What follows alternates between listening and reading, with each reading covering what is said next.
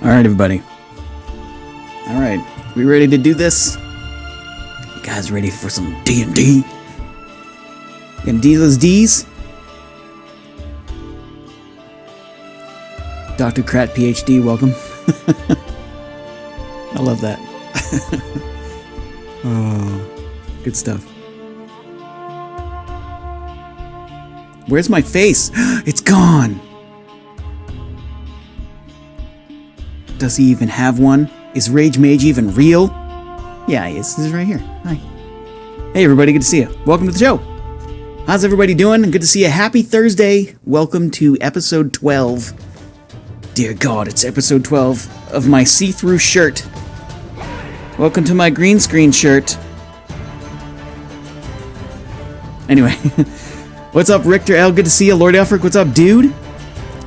How is everybody doing? I hope you're all having a great Thursday. Oh wow, that's very nice. Misbehave, thank you for the gift sub. That's amazing.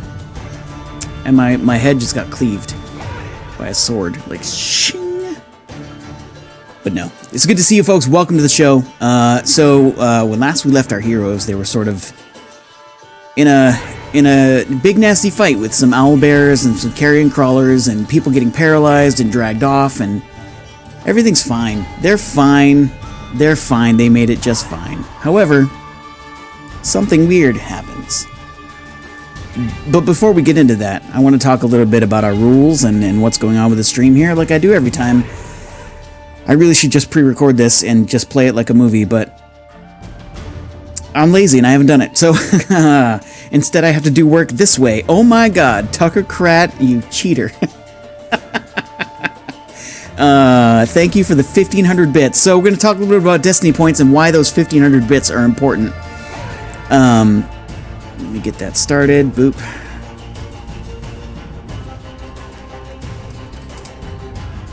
Right, okay, so first thing that we want to talk about here is that this is a D&D stream, and as such, I won't have the normal alerts and delays and sound effects and bells and whistles and all the cool stuff that you would enjoy during a normal video game stream.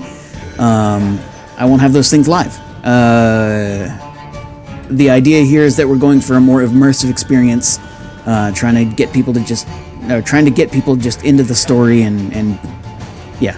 You know, like immersion. The definition of immersion. Yeah. I'm judging myself as I speak. It's what I do. It's a thing. But that's alright. The next thing we want to talk about is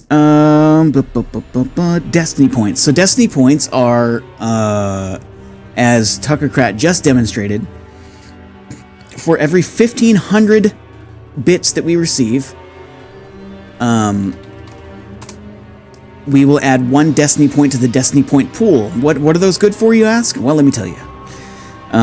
Destiny points are cool because the party can use them for a reroll. They can use them for, you know, something a little more cosmic than that.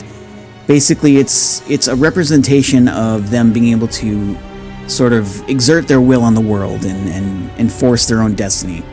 And that is enabled by bits and things from you. So for every 1500 bits that we get, or $15 in donations, we will add 1 Destiny point to the pool. And you guys have been fantastic about sharing those in the past, and I would love to keep that going because it's awesome. And the players seem to really enjoy it, and I enjoy it too. So yeah, thank you all for that. Let's see what else. What else? This is run on a VTT called Questline. You can find Questline at questlinevtt.com. It's very, very awesome. I definitely recommend checking it out. It's created and run by the one and only Lord Elfric, who is an awesome developer and really responsive to feedback and things like that. So definitely recommend checking it out when you get the chance. Boom, boom, boom. Cool. Okay, so that said, I don't think I have anything else to really talk about before we start the show, other than my camera looks a little fuzzy, but whatever. Am I missing anything? No? Okay, let's just do it. Here we go. I'm gonna start this off. Hit All the right, wrong folks. GIF, but okay. How are you all doing? Good to see ya. What's up, man? Hello, Hey, hello. how's it going? Hi. Sometimes I wear clothes, and it's fun for me to do. Sorry, I couldn't think of anything to say while I was like picking through windows. Can they hear you right now? Yeah. Are we talking Okay. about your cat? No, it's me. I just like to wear clothes. We're live, friends. and We are wear live. clothes. This is the problem or fun with live streams. Yay. We can't edit it out. Cool. So You said it. It's out there. yeah. The internet knows that I like to wear clothes. Yeah, we don't have to edit it out because you wore clothes. All right. Hello everyone. Welcome. Let's do the thing we normally do. We're gonna go around the virtual table here. Today we're gonna start with Beacon. Hey, Tell us a little bit about you and where we can find you, and then give a brief description of Beacon and who he is. sure. My name is player1_ATX. Educator by day, DJ by night. Finally, the educator part is starting to slow down since it's the end of the semester. We're about to go into holiday break, so maybe, just maybe, I will get off of my lazy tail and stream a DJ set. Because, that's what I do. I'm a DJ. I did. I said that. I also wear clothes. And I play Beacon. And let me ask you a question. It's a question I often ask at the beginning of our streams, and that is, are you tired of gloomy, grousy, sullen warlocks that just read and frown and all that stuff? Well, let me introduce you to Beacon. Beacon does just read. It's kind of his thing. But he's pretty smiley. He's probably the nicest warlock you're going to meet. If you've been following our adventures, you probably know that he's not too long ago found out that he is a dog person. And with that, I relinquish my time. Thank you. I like dog person. That's great. I like it too. Let's go with Nixie next. Okay, I'm Misbehave 8. I stream on the weekends and every other Thursday when we don't do D&D. This Saturday, I will be doing a fundraising stream for One Up on Cancer on their channel at 4 o'clock Central. I will be face painting. I don't know what I'm be doing, playing Harry Potter Legos or something. Awesome. As for my character, I'm a Forest Gnome Wizard. Nixie tries to stay upbeat and play tricks and give lots of hugs out. She has got a familiar named Roto, and she loves her family and her brothers. And man, that last fight was crazy and gross, but we all made it through it, so that's good. You did. Good job. I'm so proud of you all. Wow, why is my frame rate set to 5? That's not right. Sorry. Let's go with Marcus next. Thank you. I'm a variety streamer. I'll be returning in January and in time for the Puppy Bowl, which is February 15th. I've always been a dog person, as you can see. You can also catch me on my Instagram where I post pictures up of my clients. I play Marcus, who is a half-orc barbarian who is also a talented musician and storyteller. And he recently found out he was not an owlbear person or a carrion crawler person. And things are really gross right now. That's it for me. Things are pretty gross. You're not wrong about that. I guess we're going to go with Arathis next. Okay. Last but not least. Hey, everybody. I'm Big Kahuna0275, and welcome. Thank you for joining us. I play Arathis the Black. He is a Gloomstalker drow, and he very much loves his family, very protective of it. We are all, 4 of us, are dog people now. So I'm having a great time. This last fight was harrowing. We almost died, and it was freaking awesome. And I had a lot of fun. So I'm eager to get back into it and get it going. Cool. Great. Yeah. Let's do that. Let's just jump right into it. I have nothing else special or flowery or amazing to say other than this cool intro that I'm going to read. And by cool, I mean, I'm just going to read it and you decide whether it's cool or not. After discussing their journey with the elders and making their preparations, the Guardians of Greenest begin their journey to Baldur's Gate, choosing the southern route along the road to the mountains above Am. On their way, they happened across blood and on tracks. They discovered owlbears had been attacking passing caravans and preying on the people in them. By dragging entire carts underground, they seemed to know that people would come after them. A harrowing fight ensued that was made more difficult by a group of carrion crawlers coexisting in the caves. The Guardians discover a journal entry from a woman that claimed to be a diviner of some kind, but was gravely wounded by the owlbears. After resting a bit, they decided to investigate a powerful feeling of sadness from the cave to the south. Now, are you all on the map? Can you all see what's going on? Yep. Awesome. That's good news. You had just rested a bit and then opened up the passage to the south, which is going to be right where this ping is happening. I have a quick question for you before we move on. Okay. Hit me with it. So up here, right, like I figured, like since we had to exit to rest, and we came back in, what is this thing up here that, like, to the north? Yeah, the golf ball looking thing. Yes. It's just a boulder. Okay. Yeah, it's like a boulder and rubble all around it. The end of the cavern. And what about directly south of it? Directly south of it, there's Yes. another hallway down, or another cavern passageway, whatever you want to call it, down that way. Cool. Marcus would have suggested to them, like on their way back in, just to check down that hallway before going to their planned area. Oh, yeah, then go for it. By all means. Okay.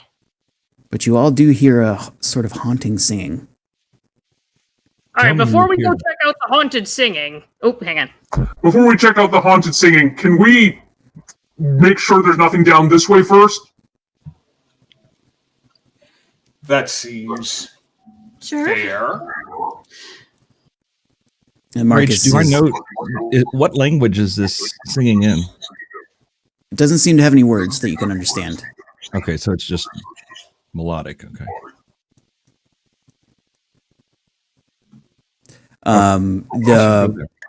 Yeah, you got it.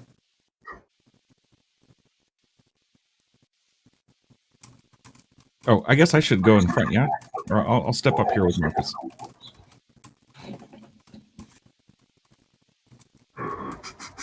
Is this passageway lit? 1 second. I was typing on a quick message. Oh, okay. I mean, it doesn't really need to be lit. We all have dark vision. Yeah, it's definitely not lit.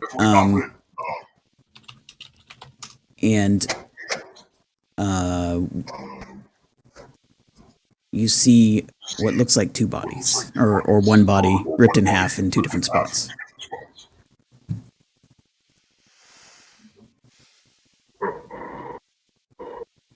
How fresh does this body look?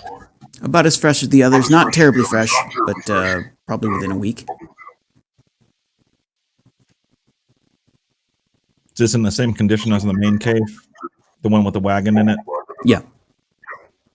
Judging by the ripped up clothing near it, it's probably the same group of people. Okay.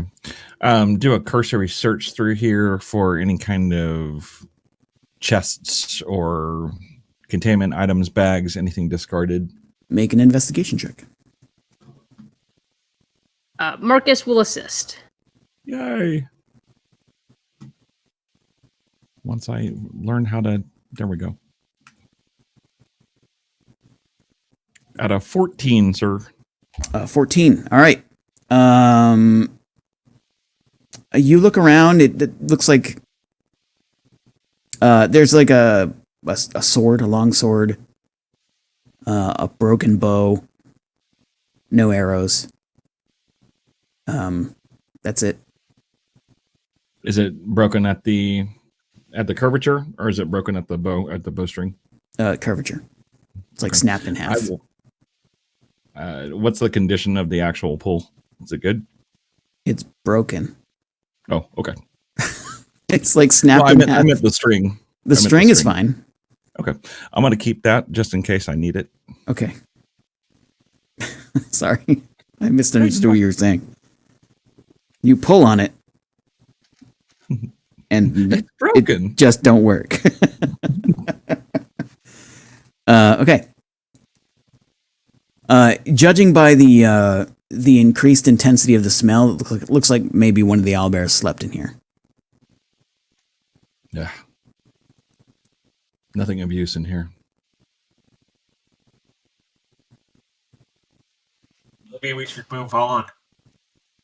Probably a good idea. Guys, it smells really bad in here. Well, that was an awful check of curiosity. Thanks for indulging me. Oh. Well, there's no way to know until we check. And you said this thing right to the north of us is a big boulder. Yeah, it's like a big boulder and a bunch of debris and rubble. Looks like there might have been a cave in at some point. Ah, okay.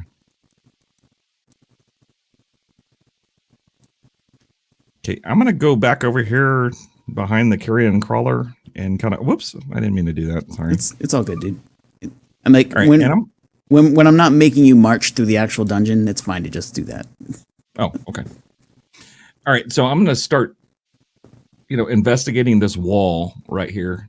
Yeah, so you had actually already cleared the passageway a bit. That's right, we did. You did that at the end of last session, and you can successfully go through that area if you'd like to. Okay.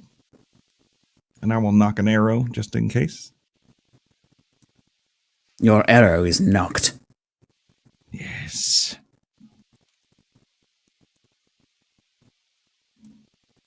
And as you cross that, like climb over the tiny wall of rubble that's left there, and you put your foot on the ground here, you feel that sadness that I mentioned before, but you can also feel an intense sort of anger with it.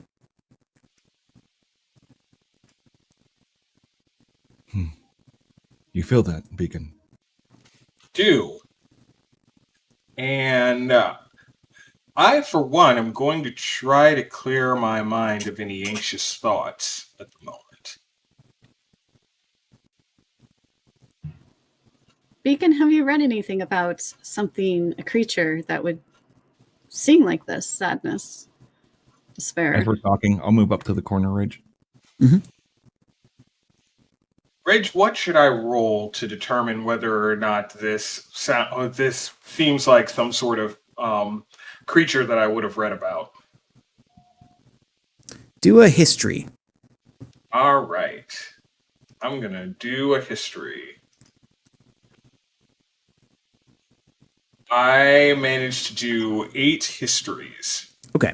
So with an 8, you think on it, there are a lot of creatures that sing, right?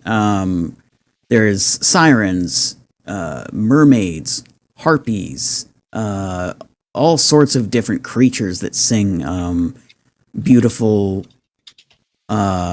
songs. But most of them are usually associated with the sea. So like you're not really thinking of anything that comes to mind in a cave, in the middle of a land area. Of course. So, that's a fair question, Nixie. And most of the creatures I can think of that sing usually sing in the sea. Like they're usually sea creatures or sea adjacent. So, and the air down here doesn't feel particularly humid, but I may just be very distracted from the stench of owlbear and weird, creepy bug thing. So, I'm not sure what it is that's down here singing.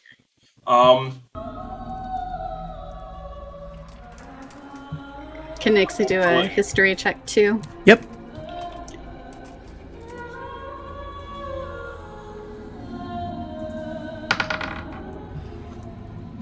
More histories. A lot of histories. Okay, so you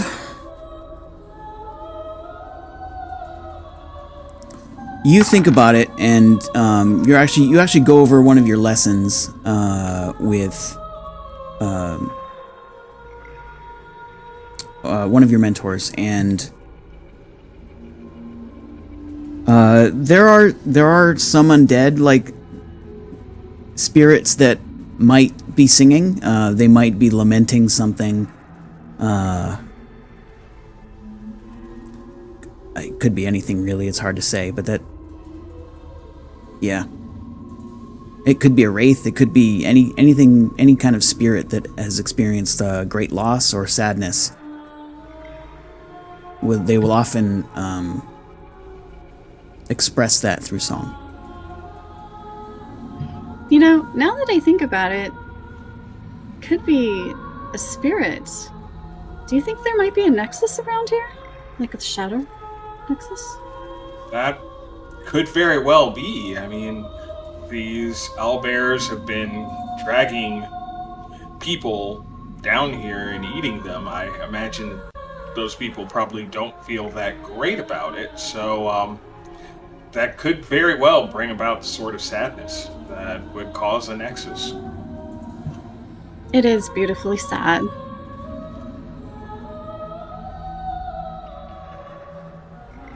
So ahead of you, Arathis, you see what looks like maybe like there's some old food on the ground. It looks like it's like from where you can see, just looks like lumps of something in the black and white. All right, I will move up to this corner right here. Try to take in the entirety of that room, left and right. Mm-hmm.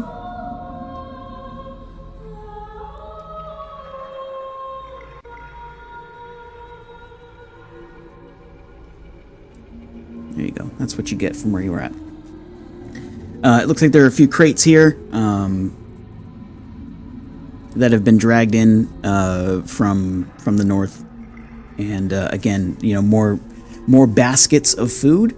That your guess would be that they're probably part of the caravan, but the food is long since rotten, just sitting there. What is the purpose of bringing food here to store if you're just going to let it waste? Well, maybe it was brought here by someone who has a different standard for whether or not the food is edible.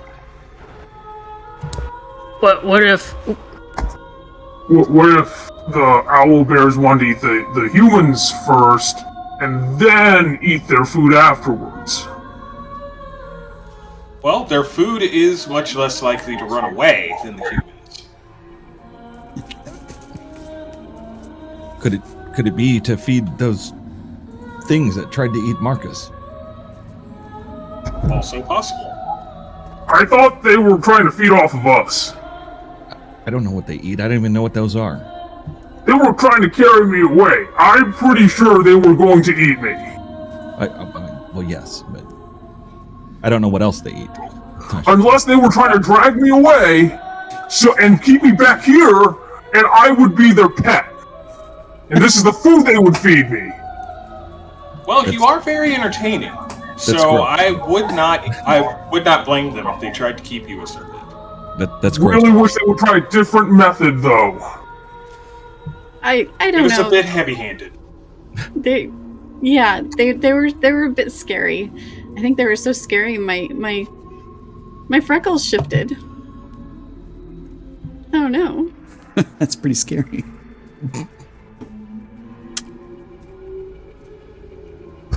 Alright, is there anything else in this room, Arathis? Can you see?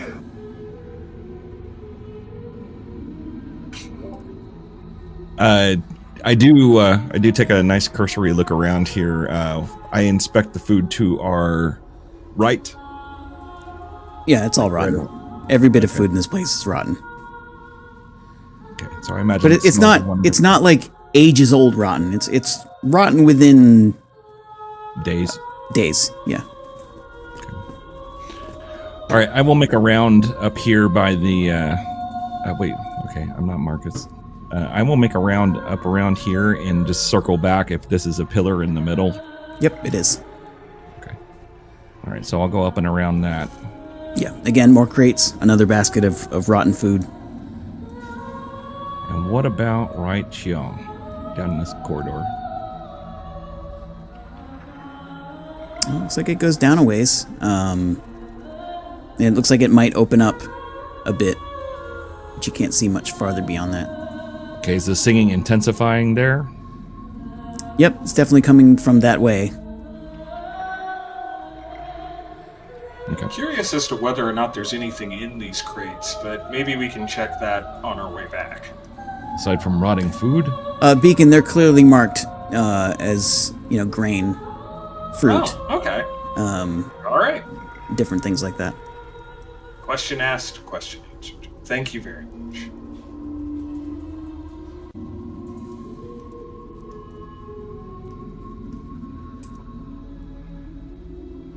Think you, Arathis, you think you see what looks like a chest, and you see drag marks on the floor to where the chest is now. All right, I pointed out. There. Marcus, do you know this song? Your song or your time with the bards? I don't think so, but let me think on it. Is there anything that I can roll to try to figure that out, or is it completely strange to me? Make a history check. Another history roll. Or I'll allow performance if you want to do that. Sure. Boom. 12. Cool. Yeah, you don't know if there ever actually were any words. Could just be someone was feeling a feeling and they put it to a tune.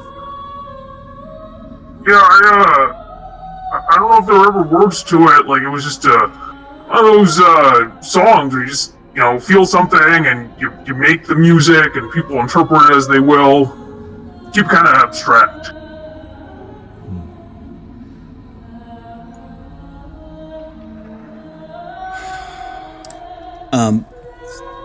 You also see, sort of at the edge of the tracks of, or not the tracks, but the drag marks, like you see blood as well. Like it's like a trail of blood here. It's old. It's old, dried. All right. I get down and sniff it. Okay. Yeah. Give me a...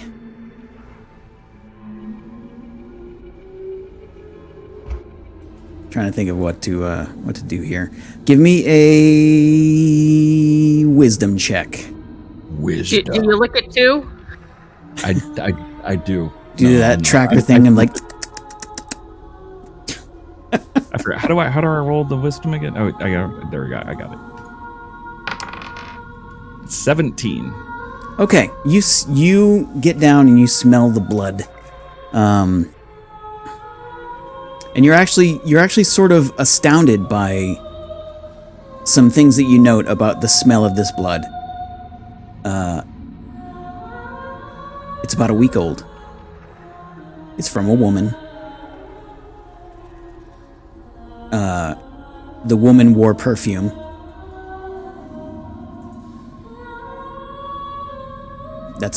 You're astounded that you get all of that from just smelling the blood. It's from a woman. Possibly human. I don't know. Wore perfume.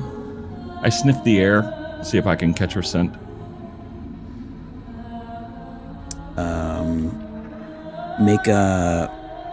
Make a perception check with advantage. Cool.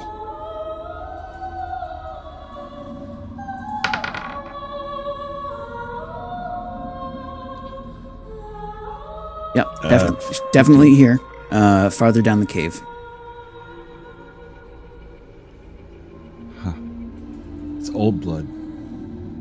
Is it a large amount of blood, or Yes. like almost too much blood for her to be alive still?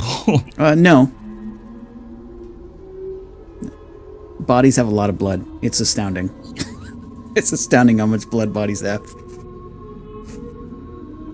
I smell her. She's this way. I point.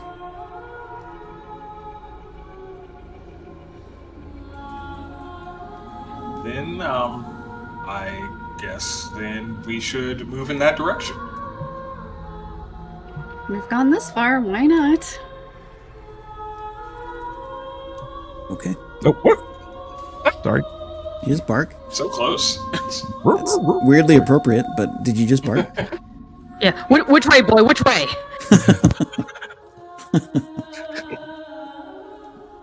Okay. So you look into the room here, and there are a lot of piles of cloth in one of the corners near the chest, covered in blood. You would guess that whoever was bleeding here tried to stop here and rest and take care of themselves. You see a bunch of cloth that was used as tourniquets and then summarily discarded when they were completely soaked in blood. Yeah, and then there's a bit more of a trail that goes to the west as well. There's also a chest here. Okay, I will cover them while they investigate the chest. I'll cover them on the west side, and I'll investigate the puddle in the ground there, and I'll also sniff that. Does anyone else want to try investigating this box, or do you want me to just? I can just pry it open, I guess. It's not locked or anything, as far as you can tell. All right, Marcus, we'll just, start opening it. All right, you do. There is a brooch in it, as well as a wine-colored cloak.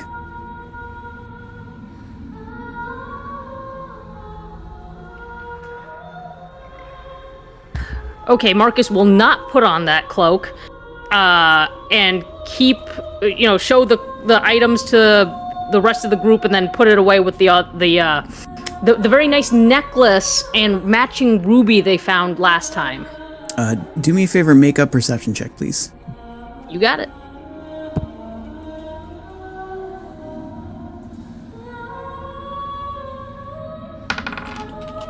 That is an 8. All right, that is good enough. I was actually looking for a 5. As you take the items out of the chest, you see that there is paper lining the bottom, but the paper has writing on the other side of it. Marcus will pick it up. I can't tell what these words say. Nixie, is that an E? It's not written in common. Oh, I can't actually recognize this language at all. May I look? Here you go. Thank you. So I'll look at the writing on this piece of paper. What's it look like? It is the language of magic. Ooh. It appears to be a scroll of silence. Aha. Okay. So, what we have here is a magic scroll. Oh, let me look at it. Absolutely. I'll pass it over to Nixie. And does Nixie realize what it is? Yep. A scroll of silence? Sound of silence.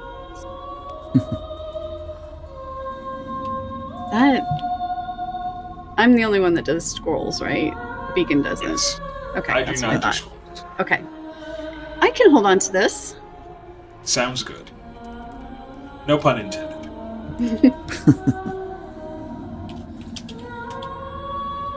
Great. Okay. That's all there is, at least as far as you can tell.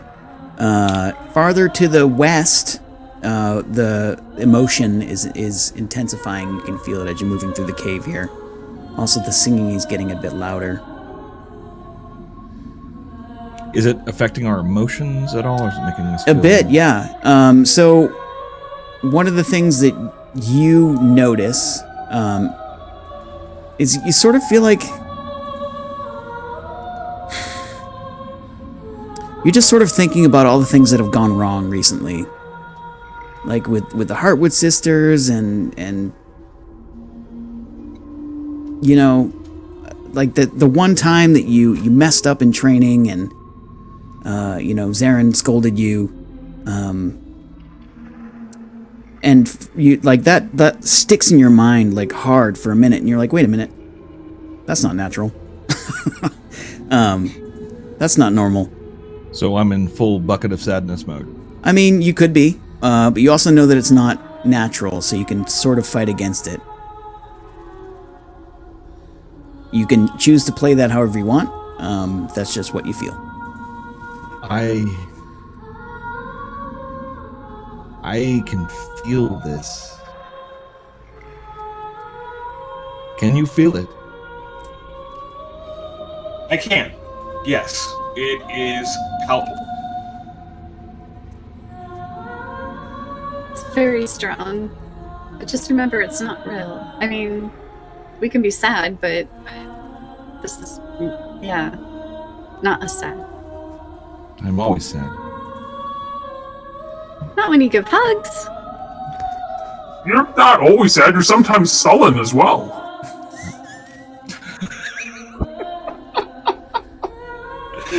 Damn it. Nixie goes over to him and gives him a hug. All right, I hug her. I'll join in the hug. Group hug! Oh. Marcus joins in the hug. All right, yeah. We all draw Marcus in too, since he's the biggest of us.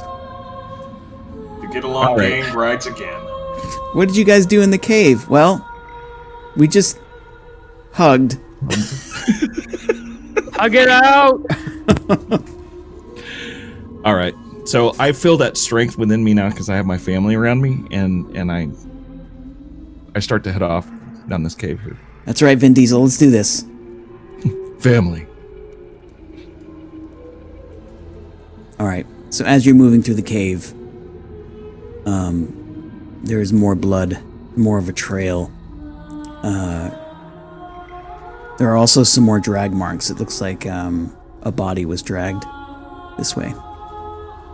Is it her? Is it her smell? Yep. And it's getting stronger. This is definitely her.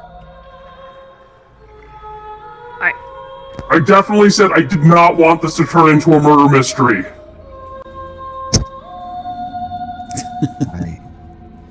I'd like to honor your desires, but I don't know that I can, change what this is. But I will hold space for what it is that you wish. You bear no responsibility on this unless you are the writer of our fate. Wow. It's me. I'm responsible. Yeah. That does seem very... Oh, I can't even think of a good word for how weighty that feels. Poetic. Accurate. And Accurate is correct. fair. This is all my fault. Fair adjectives. All right, All right, where are you Marcus, moving to, Marcus? You move up. So Marcus, you see, and Beacon, you see as well, some interesting things.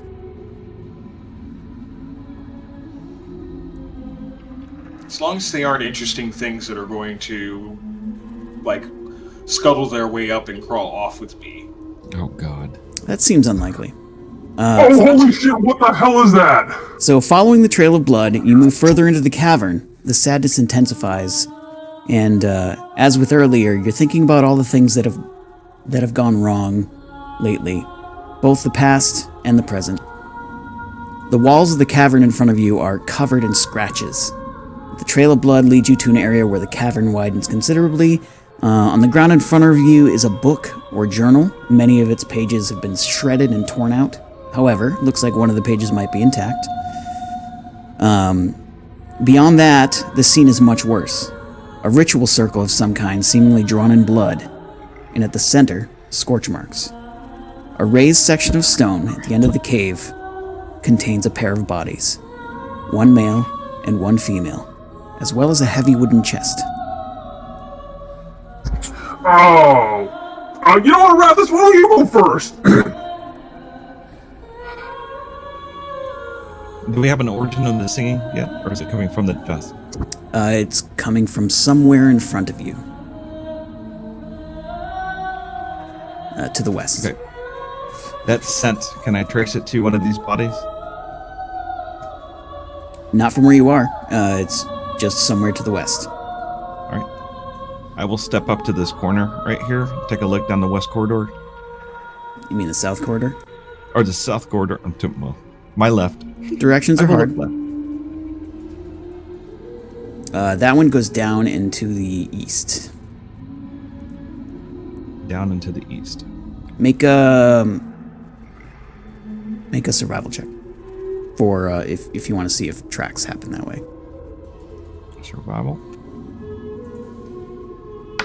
16. Okay, you do see some tracks that way, but they're not frequent like the other ones, like the ones all around you going from east to west. There are tracks this way, however, they do not appear as frequent.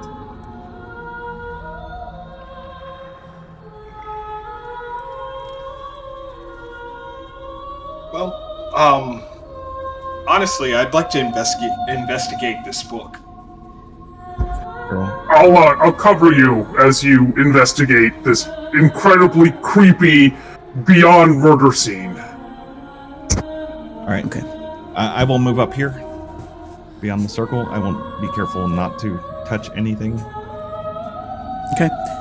So from where you're standing, Arathis, sort of looking around, the claw marks in the stone, it looks like they are made by humanoid-sized hands. They're less claw marks and more like fingernail scrapes.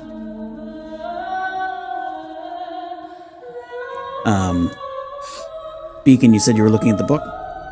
Yes, please. All right, you got it, buddy. All right. Should I just go ahead and roll investigation then? No, there's no need. There's one page. It looks like all of the pages except one have been torn out to shreds. The one that's in there, though fragile, is readable. Okay. Well, I certainly would like to read it. Okay. It's covered in blood, making it very difficult to read, but it does say the following. I didn't even see them. The horrible screeching sounds. The sounds of the guards dying horribly. One of them got me good, and I'm bleeding. I don't think I'll live to see tomorrow. I've crawled away from them, but they can probably track me down. They seem to have a good sense of smell. I'll show them, though. No one guts Rayla Stormscribe and gets away unscathed. They won't have my riches. They won't. The text trails off, and it appears that she enacted some sort of ritual on this paper. Symbols and runes etched in blood crumble away as you examine the page. And then there's, as you're sort of looking at the book and looking down, you can see a very direct trail of blood from the book to the ritual circle on the floor. And then suddenly you all hear a very, very intense scream from the back of the chamber. From the back of the chamber, like where the west chest is? Oh, Mhm. Oh, okay. Gotcha. All right. As a woman, dressed in what appeared to be noble clothing, a long flowing gown, ripped and torn to shreds. Her skin ashen gray, the tips of her fingers black. Her mouth permanently opened in a horrifying, screaming visage. I need all of you to make a Constitution save, because as you hear that scream, it pierces your very being, and it seems to attack what you are, which is living. A 12. 9. 15. 20. Sorry, 25. Nixie, how many hit points do you have currently? 19. Okay, you take 9 points of damage as your life force is being driven out of your body by the sound. Marcus, you're completely fine. Beacon, you're completely fine. Arathis, how many hit points do you have currently? 36. Okay. You take 18 points of damage as similarly, your life force is being driven out of your body by the sound. Someone in chat is like, how many hit points did you have? All right, we're all going to roll for initiative here. Give me just a moment. I don't imagine there's any chance that I could, look at this apparition and try to think of whether or not it looks like something that could be reasoned with. Is there? Give me an Arcana check. Sounds good. I thought I'd made this already. I have 16 Arcanas. Okay. What you're looking at is a banshee. So no. Okay. You don't think you're going to be able to reason with this thing. Well, you know that There it banshees' screams typically are death to people. You're not sure how or why, but you seem to have weathered it, and you'll be thankful for it, or you are thankful for it. mhm.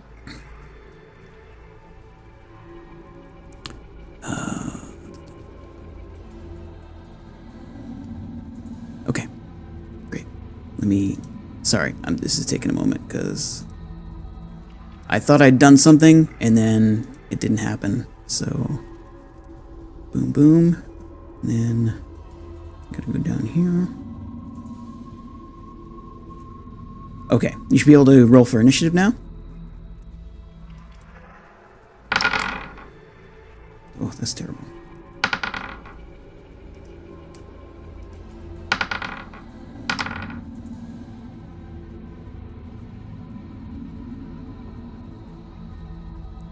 One, two, three, four.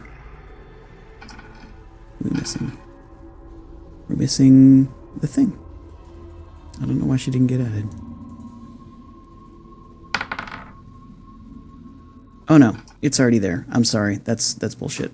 Give me a sec. So the encounter tracker got updated. And It's pretty. it is prettier. Beacon, Marcus, Nixie. I don't see Arathis on there. Could you re-roll your initiative by doing the click here thing? The click here thing. Yeah, in chat there's a green bar. Scroll up a little bit where it says encounter started. Click here. Roll to join the fray. There you go. Great. So what was your original number? 21? It was a 21. 21. All right, so you're in the same spot anyway. It doesn't really matter. And I got a natural 20 on my initiative, so that means I win, right? Yes, you have won the game. We can stop playing. Okay. You're And in welcome. fact, good night, everyone. Thanks for stopping by. Anyway, Beacon. So, having seen, or rather heard, the horrifying wail of this undead apparition, and seen its effects on your companions, and as it seems like some of the life just drained out of their bodies. What do you do? I turn to the apparition and say, I can't know what pain you went through. I can only hope to end it quickly. And I will use Sacred Flame. Mm-hmm. I'll cast that. I'll do it right now. Okay. Like this. Hey, you did it. All right, she's got to make a dexterity save. Against 12. All right, she rolled a 17, so she makes it. Curses. No damage. Fair enough. Then, for my bone, wait, do I have? No, I don't have that because I haven't long rested yet. Never mind. I will instead. I tried shooting. Now I'm going to use my words. Those words are Eldritch Blast. So, I'm going to shoot at. Well, you already did an action, right? Oh, that's right. Sorry, I'm thinking of another game. I'm sorry, I can't do any of that, so I guess all I could really do is move. There isn't really anywhere to move to. I guess I'll just sit still and do where is check mark. How do I end my turn? That's a good question. I don't know if that's even there anymore. So, is there an arrow that says next? A right-facing arrow? Right-facing arrow. I don't see one. I'm going to keep looking though because I don't want to be the hold up for the. Oh wait. It says. Oh, never mind. Yeah. Oh, okay. I fixed it. Updated. I fixed it. It was my bad. Good work. That's all right. Yeah, it wasn't marked as your turn because of all the weirdness. So we're good. There. Cool. So at the end of your turn, do me a favor, make a Wisdom saving throw. Okay. Versus 13. All right. Big money, no whammies, and 17 wisdoms. Okay, so this woman's visage is so horrifying and unnatural. It's partially corporeal and partially ethereal.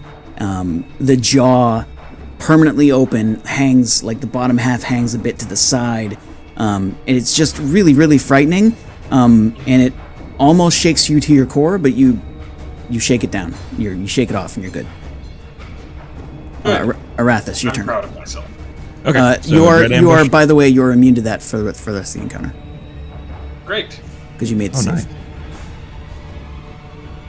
Okay, so dread ambush, and I will mark her. Mm-hmm. And I will go ahead and let fly.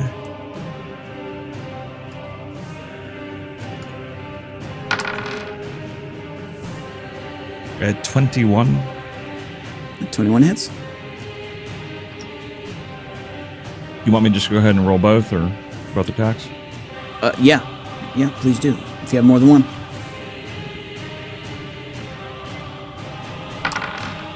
Okay, the other one's a 9. Okay, 9 definitely misses. That's a natural 1. But the 6 definitely hits. Okay, so that's going to be 6 piercing, plus I need to roll the hunter's mark. Give me 1 second. So a total of 8. Okay. The arrow actually passes right through her body, but you can tell that, like, as the arrow slams into the wall, there are, like, chunks of flesh and little bits of spirity mist fly off of it. Gross. Yeah. Please make a wisdom save.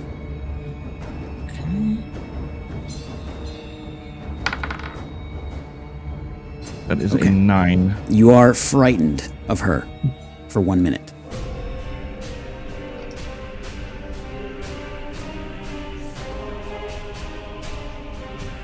You'll be able to make a save every round. Okay. But now further saves on this check are made with disadvantage. All right. Copy that. I will try everything I possibly can to move away from her. So I will skirt my way down the wall as far as I can. Yep. In fact, it's almost like that's all you could do, movement-wise. Yep. Are you all set? I am. Check mark, baby. I don't see a check mark. Do you not see a check mark? I don't. I got it then. I'll take care of it. Marcus, go ahead. Okay, Marcus is going to go. Oh man, I hate fighting these things. Hey, you're off pitch.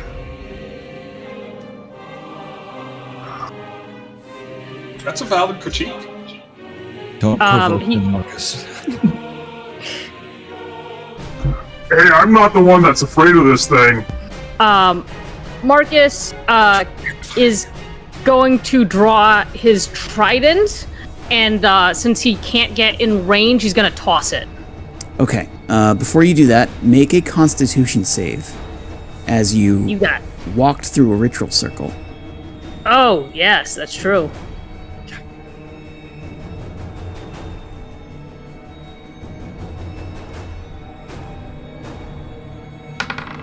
$18. Okay, you are fine. However, you could feel the lingering magic of the circle try to like push your spirit out of your body. It was telling me that was probably a dumb move. Maybe. All right, so he's gonna throw his trident. Sorry, I had to move you around there. Sorry, what now? I had to move you around on the map. You're good. Oh, thanks. Trident throw, go.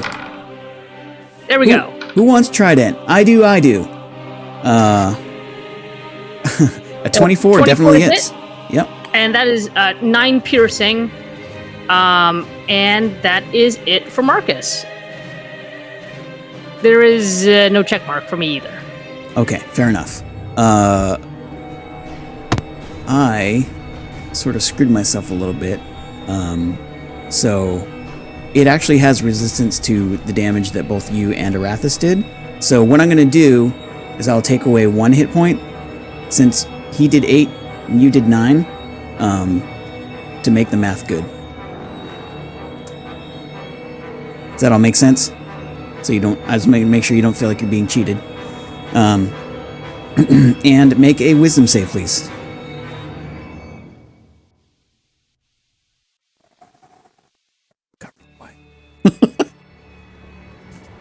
That is a 7.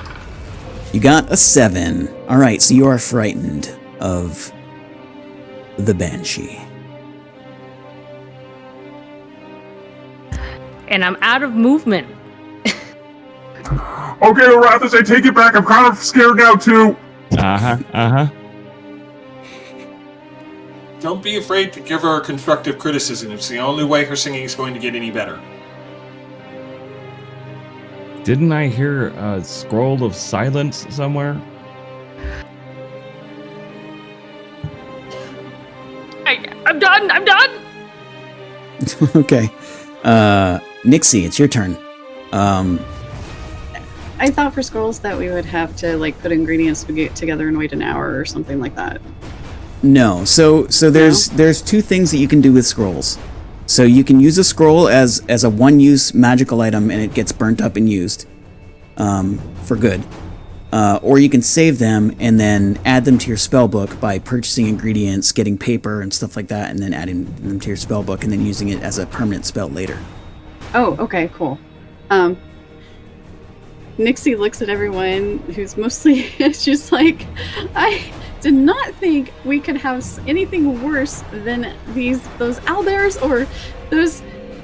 We have an off-key banshee now. So she takes out this scroll, and then she's like, "Silence!" And she kind of just like goes like this, and the scroll burns up, and we'll see what happens. Okay. Where are you placing the spell? It's a 20-foot radius. Oh man. Okay, so it would have to be in front of Arathis and Beacon. Sorry, Marcus. Should I move Nixie to where it would be? You can just ping the square and tell me. Did I ping it? So you have to just hold the mouse cursor where you want it and hold it for like 2 seconds. There you go. So right there? Yeah. Right there? Yes. Okay. Okay, so that's gonna hit Mark. So that's not gonna hit her. Because you're basically making it the center point, and then it's gonna go 20 feet out from that. Oh, so it actually has to hit her. It doesn't like spread throughout the cavern or anything. Well, it's a big giant 20 foot radius sphere. Okay. So Marcus would have to get back into the sphere. Here, give me a second.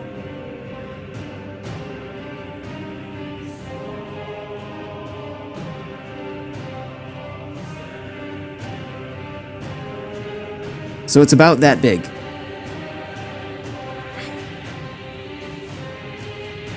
So you could place it here, or you could place it. See, if you had put it where you wanted it before, it would have been there. Does that make sense? This is an ultimate. Yeah, okay. What? Just making a stupid joke. Go ahead. Hey, who put this clown nose here? So go ahead and you should be able to move this. Go ahead and put it where you want it to be. Okay, so I definitely want it where she is. Right. Okay, that should do it. Okay. Cool. I learned how to do a scroll.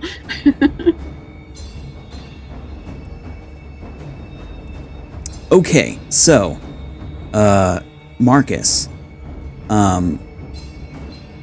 the banshee in front of you, it's very obviously a banshee at this point because I'm tired of calling it other things,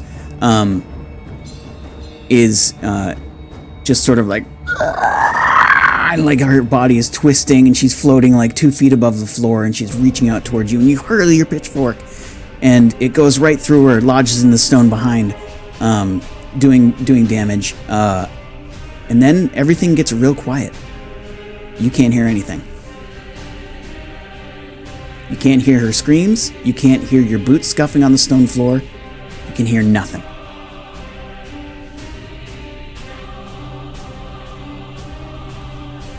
None of you can hear Marcus either. Nixie, you done with your turn? Yes. I'll stay where I am. Okay.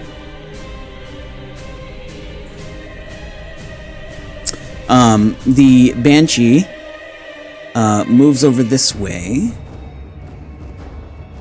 trying to scream, but nothing comes out.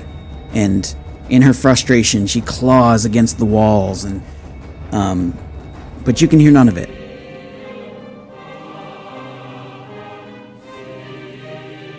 Beacon, it's your turn. Okay. I looked over at Nixie and she looks a little rough. So I think what I'm going to do right now is walk over to her and use Cure Wounds. And I got 12, so that should be 12 points of healing for Nixie. Mm-hmm. Nice job. And that is what I'm going to do for now, and I unfortunately do not have a check to, Okay, no worries, I'll take care of it. Arathis, your turn. So much. All right. I will go ahead and let fly on her. Okay. Hang on for me just 1 sec. Remember, everything's at disadvantage now because you're frightened. All right. Ability checks and attack rolls. All right. I will shakily draw the bow as much as I possibly can, and I will attempt to attack. It's going to be an 11. 11 does not hit.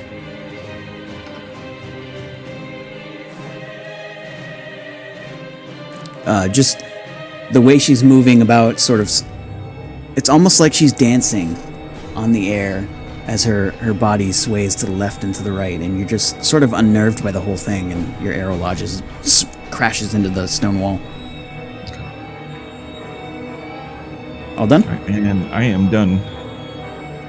No movement? Oh yes, I will still attempt to move. I will move back around here. Okay. You do. Do you get a save? Do you get another chance to save at the You end of your do. turn? Yep, at disadvantage. Make another wisdom save. Thank you for the reminder, Beacon. An 18. You are no longer frightened. You shake it off and are immune to the effect for the rest of the encounter. Nice. Why is it rolling 2 dice? Because it's disadvantage, so you roll 2 dice and take the lower. There you go. Okay. Marcus.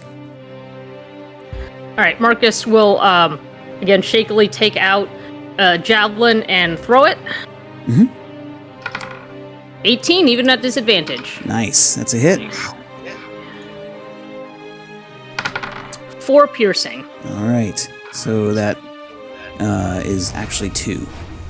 As its semi-corporeal form seems to protect it from the blow a bit. Right, and then you said, what was it, a wisdom saving throw? Yes. Oh wait, I should try to move. I'm gonna try to move first, and then that'll end my turn. Okay, do it. Shoot. All right, there we go. 30 feet and wisdom saving throw. 13. Oh wait, it's a disadvantage. Let me roll again. 6. Never mind. Yeah. End of my turn. You are still frightened, unfortunately. Nixie. Nixie is going to do a magic missile and see what she can do to damage. Okay.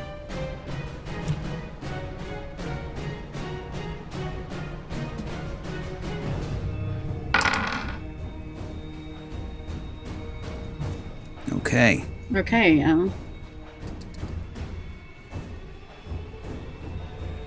Yep. Your missiles slam into it.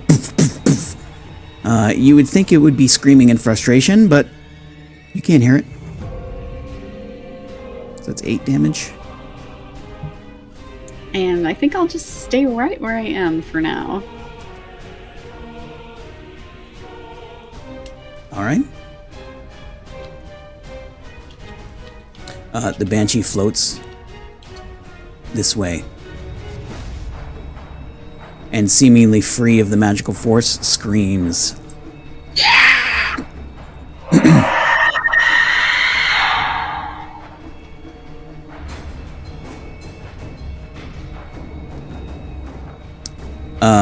Go ahead and make everyone make Constitution saves, please. Nice, Nixie. Oh, thank goodness. A 12. Oh no. 19, even at disadvantage. Okay, Nixie, you are fine. Marcus, you are fine. Arathis, you lose half of your hit points. Your current total of hit points. Same for you, Beacon. Ow.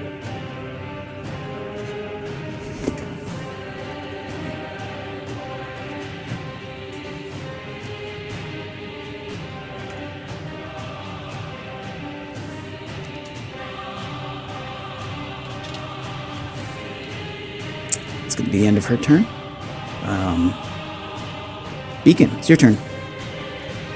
I did not care for this apparition's latest aria, and I'm going to leave my review in the form of an Eldritch Blast. Oh, I see.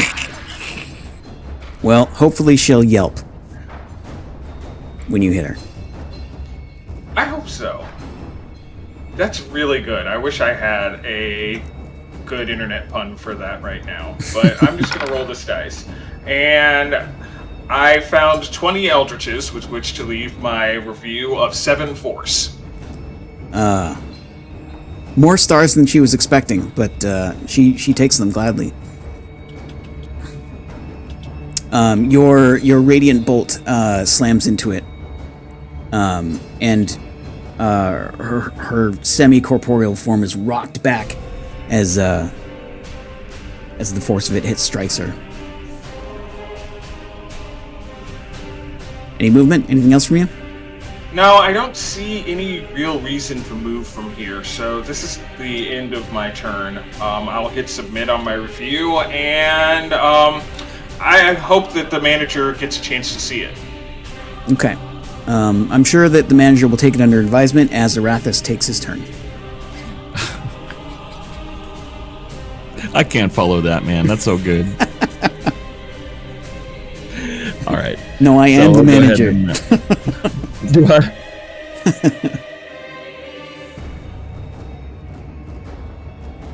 What was I going to do? I was thinking here. Oh, okay. I'm going to go ahead and... I will hold back on that. I'll just go ahead and let fly.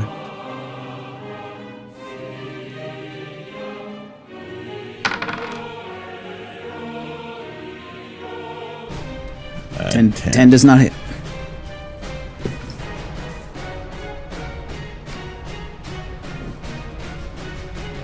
Doggone. All right, give me 1 second here. Just a quick question. I can do an action, right? Or is that Your action was attacking. Okay. You can do move. If you have anything that's a bonus action, you can do that. Okay. Yeah, I don't. Okay, so I'm gonna go ahead and end it. Okay. Marcus, it's now your turn. Okay, Marcus will pull out another javelin and attempt. Yeah, let's see here. Disadvantage and... Nope. That is going to miss, unfortunately. The natural one. It actually sticks in the ground well ahead of it. You seem pretty shaken up by what's going on here. If you would like to move and then make your save. Or rather, attempt your save. Yep.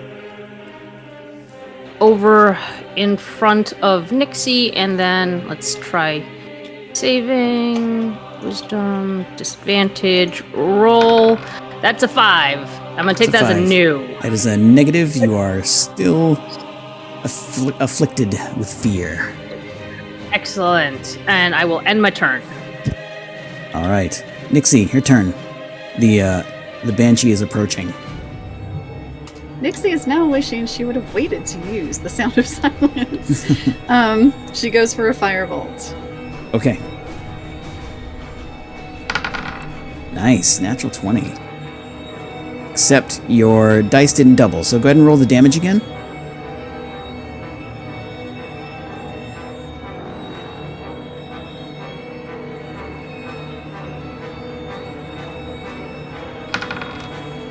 Oh, I did the wrong one. Sorry. You can just click on the damage portion of the spell.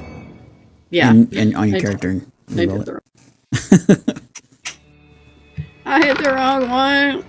All right, there you go. 14 fire damage. Okay. It's so scary.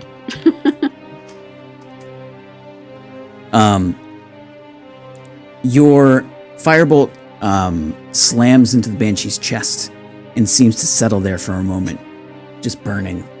And it's weird how the fire seems to come out from inside of it, and as its screaming mouth, you see fire and bits of charred flesh, as well as some sort of spiritual energy just pouring out of it in a very, very disgusting way. That has got to be the worst. And she just has no words, so she's going to end her turn. Okay. The Banshee moves to here. In a weird way. Okay, that was weird. And reaches out and tries to touch you, Beacon.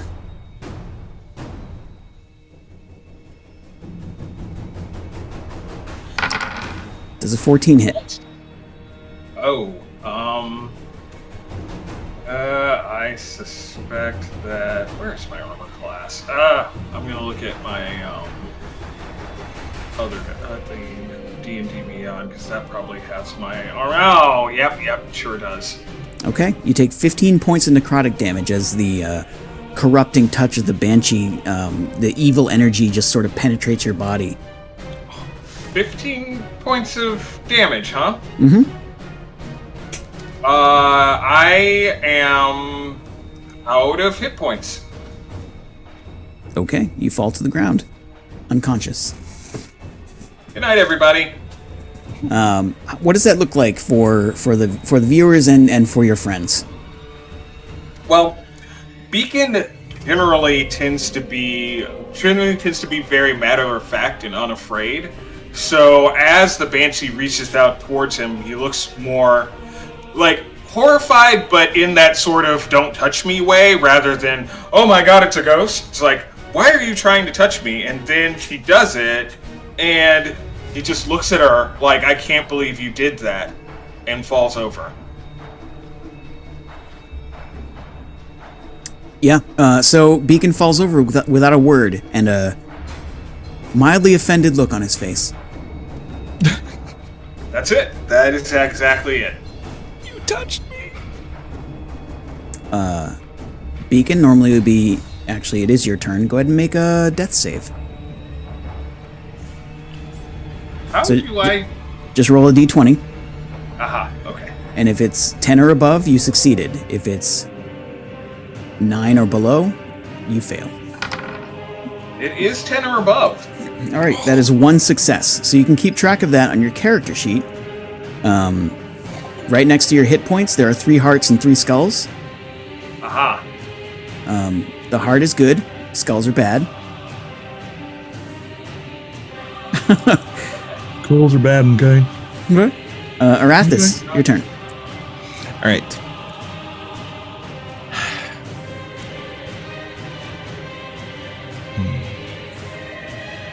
Did she shriek at him when she hit him? No, she just reached out and touched him. And some of it looked like some of the blackness that is on her fingertips sort of went into his body. Okay. I mean, I just well up in absolute fury, and I will go ahead and let fly. I'm going to go ahead and use a destiny point. Okay, what are you trying to do with it? I'm going to go ahead and just try to. I want to kill her. I mean, I want to put her down. Tell you what, I'm going to take that silver arrow. I mean, the one that we got from the Heartwood sisters.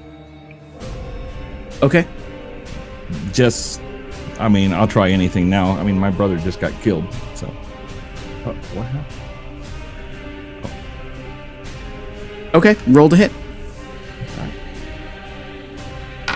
Destiny point is spent. So you have hit. The destiny point will make it a crit. And I'll go ahead and say that the destiny point removes the damage reduction that it would normally have. So go ahead and roll again for your damage, and then also roll twice for your hunter's mark. Okay, so one for the damage. And twice for the hunter's mark.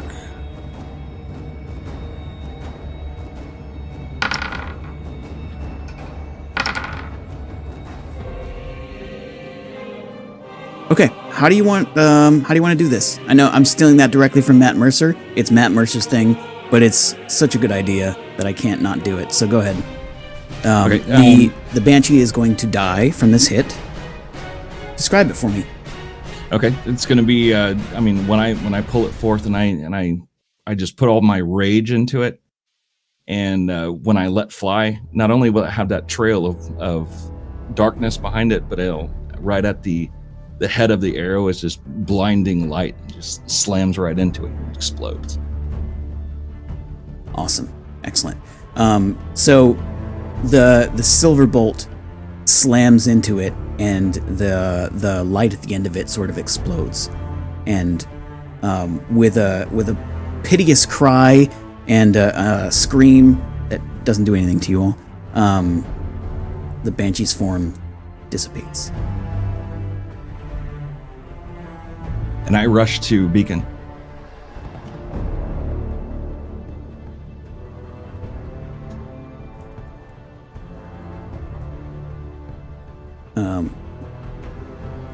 what are you doing when you rush to Beacon?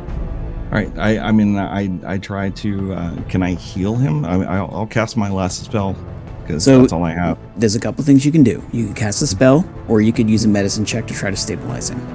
All right. Let me do that. Or if you have a potion, you could use that too. Do we still have potions? I don't remember potions, but we're not in an emergency situation, so if you want to use a spell or a medicine check, that might be for the best. All right, let's medicine him first. See if I can do anything. Okay, make a medicine check. Wow. All right, he is stable, and no longer dying. All right, and then I'll go ahead and cast. My cure wounds. Okay. That is a 7.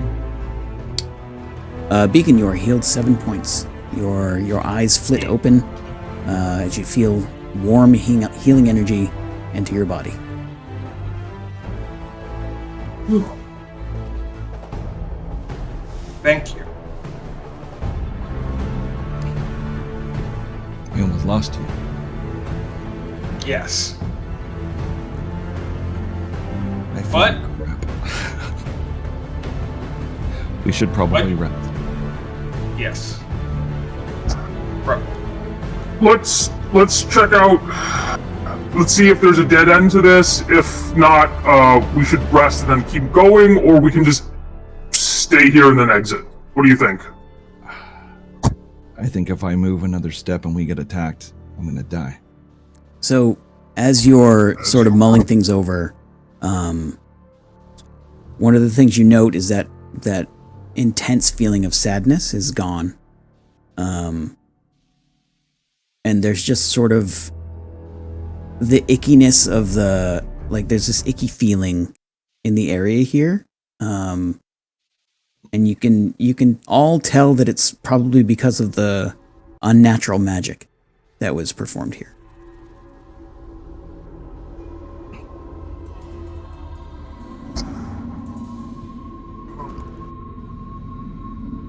Okay, Marcus is gonna pick up the weapons that he threw up around this general area. Mm-hmm. And he's gonna take a quick peek down here, just to make sure it's clear. It seems to be clear. It opens up a little bit more, but seems to be clear. Does it look like it opens up to a dead end? Oh shit, never mind. Never mind. It really opens up. Okay, yeah, no, there's even more to explore.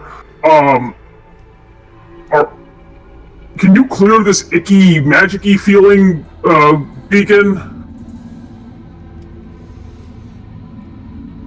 I know that I can. I mean, if it were a nexus, then I could, try to introduce light to it.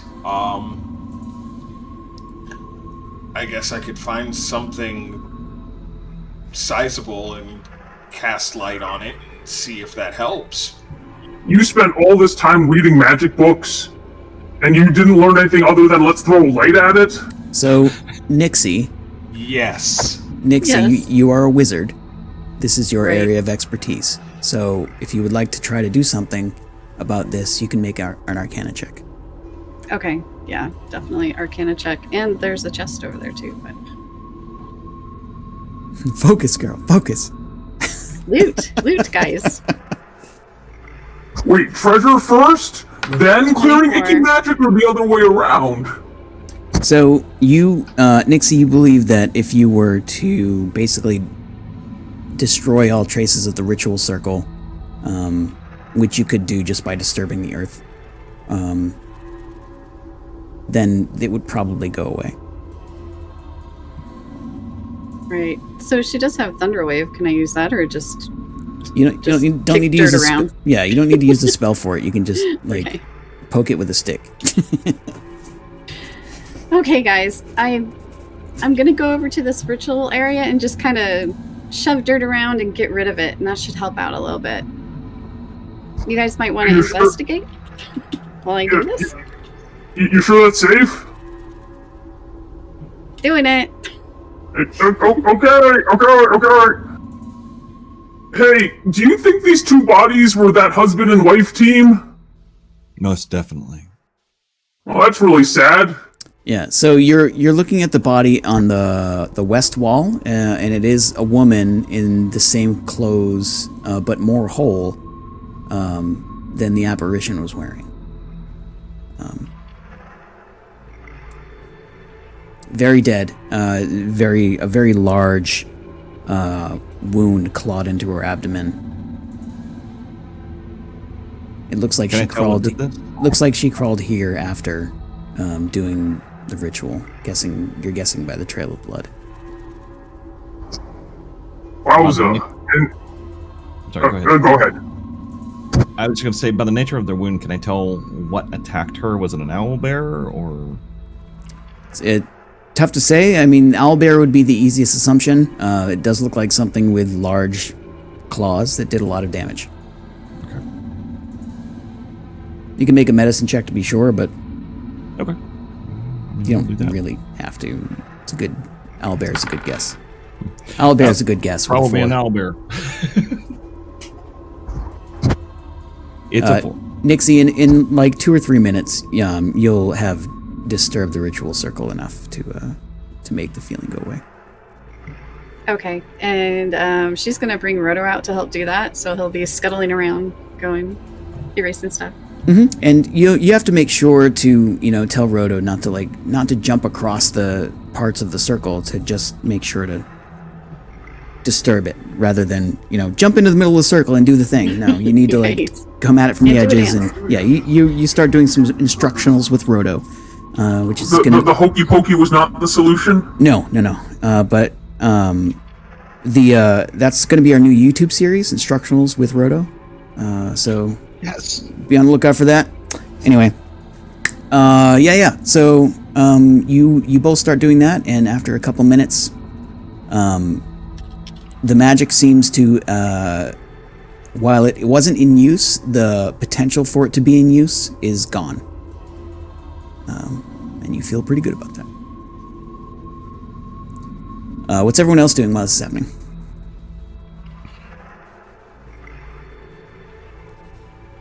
I was assuming we were investigating the stuff to the west, like the creepy bodies and then that possibly creepy chest. Yes. It is a chest. Not very creepy though. It looks like your typical merchant's chest. Give me 1 second. I'll tell you what's in it.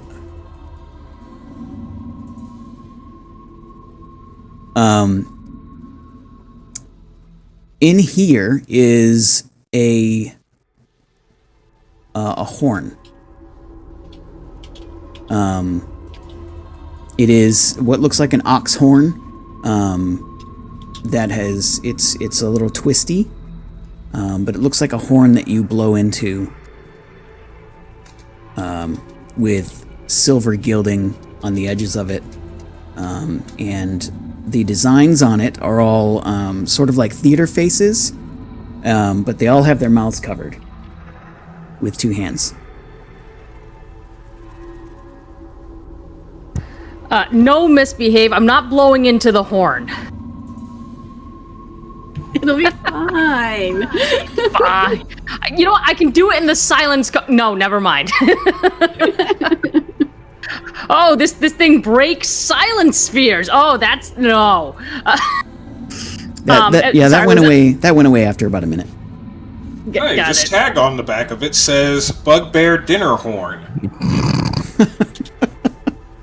At least it's not owlbears. That's true.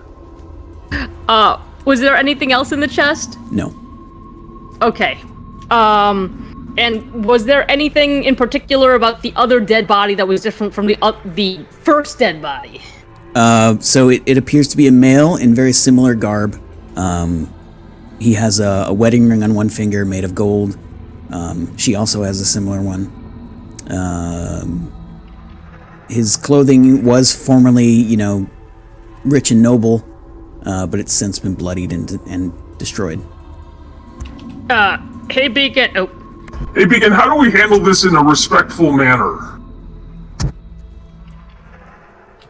Well, I think that all we can really do, I mean, they're essentially buried down here, but I think as long as maybe we could lie them next to each other, just leave the bodies as intact as we possibly can, then this will be their tomb, and there you go.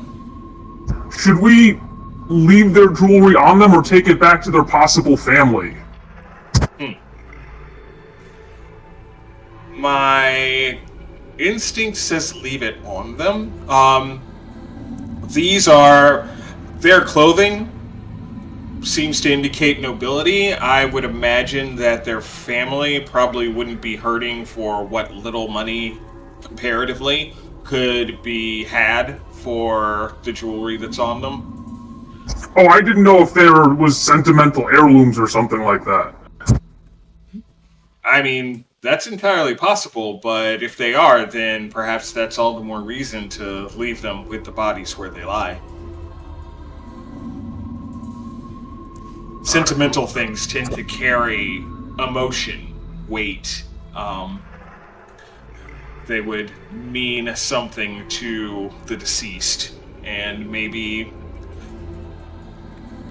they'll have some comfort in being together and having those things as their spirits pass on to the next portion of their journey.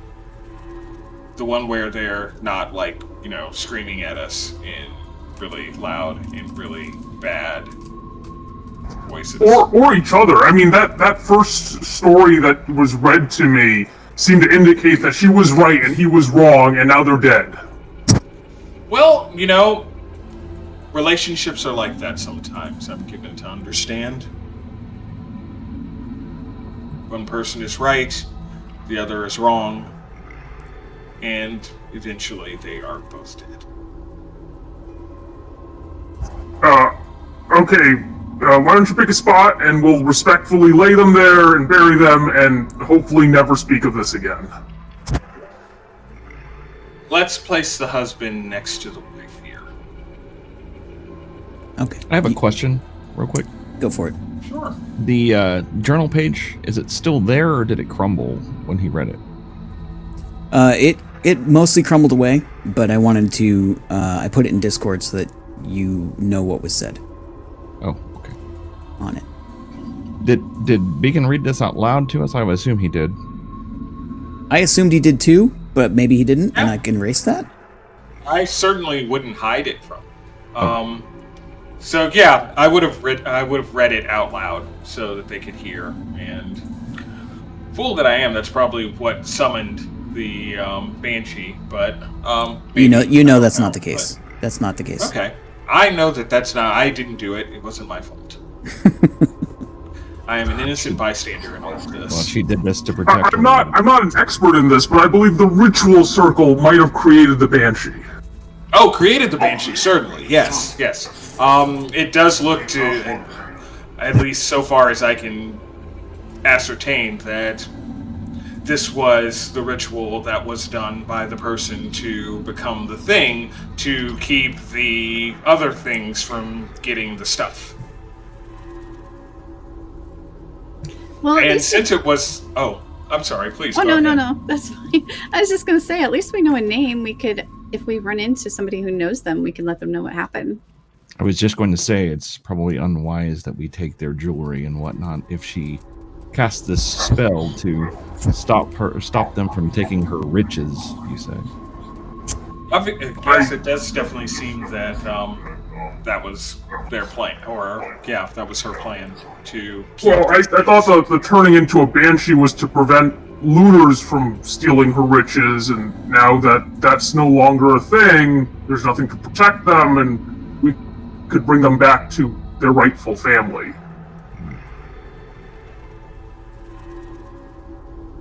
But I don't know how things work. I'll follow whatever you say, because this is not my area of expertise. Well, not mine either, but I mean, and I understand your sentiment there, but we're in a dangerous position at the moment. I don't see any danger at this point with the jewelry, and again, if you don't think they care, then doesn't matter, but if they do care, they'd have to go back down here. We could have saved them a trip. Whatever. Just tell me what you want. Well, we do have a necklace, right? That was hers? That we already picked up? And the brooch. And the brooch? We could take those back to the family. And a cloak. Yes, the cloak. I don't know. You know, I didn't even put two and two together that was probably theirs. Duh. It's entirely possible. I mean, there's no way for us to know, Marcus. I understand where you're coming from. Yeah, I mean, we can fairly. It's reasonable to ascertain that these things in this space were theirs. The other things could have belonged to other people. There definitely do seem to be a lot of unfortunate souls that met up with this marauding band of owlbears. But I think that my instinct says that we should probably leave Mrs. Stormscribe and her husband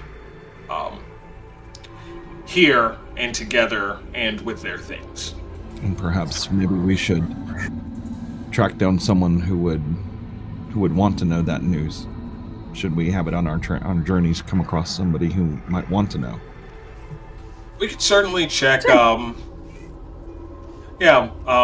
We can check towns for surviving Stormscribe relatives. Would that suffice, Marcus? Sure. Hang on. How many bodies did we find down here? By my count, 4 that were torn apart. All at the same time, and with all these crates put down here. And she seemed to be worried that somebody was trying to take their items. Like, was she worried about being betrayed by some of these people? I'm a little confused. It didn't sound like betrayal. It sounded like creatures attacked them, and she was afraid they were going to take her things. Yeah, the wound seems to indicate a owl bear attack. There's definitely savagery here. But owlbears also don't want treasure. They want flesh. Again, from what I'm guessing, I didn't see any walking around with that necklace, showing it off. Seems like a weird thing to do when you're like, owlbear stabbed me. They can't have my ring. Well, it also seems weird to turn yourself into an undead to protect your valuables when you are on death's door. But, I can't really vouch for the motivations here, unfortunately. They're dead. Righto. That's why I looked at the two of you, the magic experts. Actually, the three of you. The three of you are capable of casting magic, and I still can't figure out how to read a runic sentence. But anyways, go on. You have your own magic, Marcus. It's true. And right now, I think I really wish he could heal us. That would be nice. Well, I mean, did we clear all the ickiness in this general area? Is it safe to rest right here? It should be. It feels better than it did, but there's still, bodies right here, and they smell. Is this earth? We can bury them? It's stone. It's earth mixed with stone. It'd be hard to bury them here. Shall we move farther in the chamber and perhaps, or backtrack, perhaps? Yeah, let's backtrack, because I think there was another, kind of dead-endy area that we could rest in that has no dead bodies after we, put enough rubble on these. It would be easy for you to build cairns. Yeah, let's do that. Yeah, let's do that. We'll honor the dead that way. Also just roll me a d20. Anyone. One single person. I'm I'm single. You're all on it. I love it. The first one was Nixie, and that's odds, and that's what I picked. Okay, so these items that you've picked up, they are of fine quality. Nixie, you being a wizard, you know that items of this quality could be enchanted.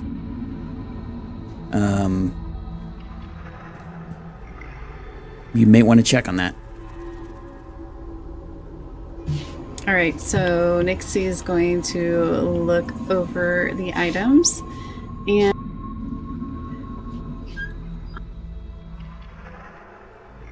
I know there's something I can use for that. Hold on a sec. Do you have detect magic? I do, yeah, that's what I was trying to think of. My brain wasn't working. All right, I'm gonna do detect magic. I can't click on anything. Yeah, you don't need to. It's fine. So detect magic is one of those spells where you don't really. It doesn't have an effect. Right. Rolls okay. wise, so you don't really need to do it. But yes, okay. So you cast detect magic. Some things come out to you immediately. Some of the equipment that you all have is magical, right? Beacon's amulet, I believe. Your own shard, Nixie. Arathis' headband. Marcus's axe. Those all shine as magical. But also the horn, if you're looking at it. The cloak. The brooch. And that's it. Guys, the cloak and the brooch and the horn all are magical. I mean, if thieves come in here, we've killed most of the beasts and take them, go into the wrong hands, possibly. We should probably take them with. Alright, so this amulet and the matching ring are not magical. Correct. Right, yeah, that one's not. Okay. I mean, so what I think we should do, we keep the wedding rings on them, the brooch, the necklace, and the ring, we should, if we run into the Storm Scribes, we give it to them, and then these magic items, I think we should probably hang on to them for survival reasons. We almost died because of that Banshee. Right. It owes us. He did die. That's a fair assessment. I think he almost died, but you stopped him from actually dying. He fell. He didn't die. My bucket of sadness, though. That is always alive and well. Okay, so let's go back this way. I found like this nice little corner that we can hang out in, and we don't need to set up our tents because we're indoors, sort of. But we'll put our comfy bedrolls in and take it in Beacon and Arathis and Nixie. You're gonna take a nice nap while I watch you, and then it'll be my turn.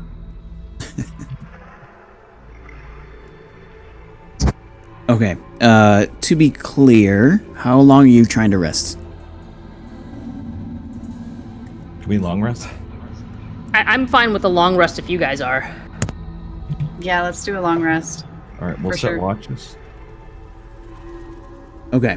Yeah, Marcus will take first watch, and then you guys can figure out that from there. So you came I'll take down. second. You came down here when it was like noonish, if I recall correctly, and then did some fighting, which, although it seemed like it was forever,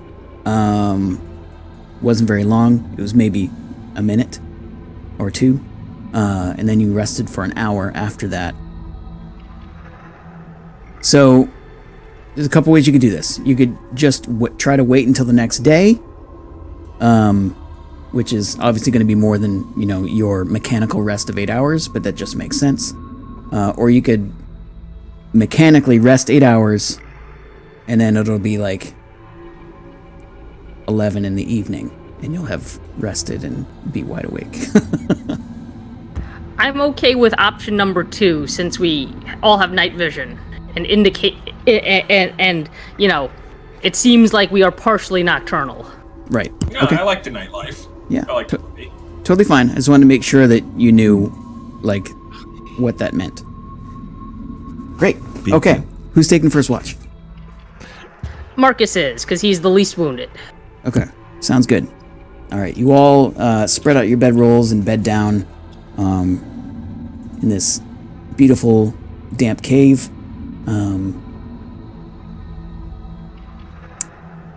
Marcus, how you feeling? How you feeling about everything?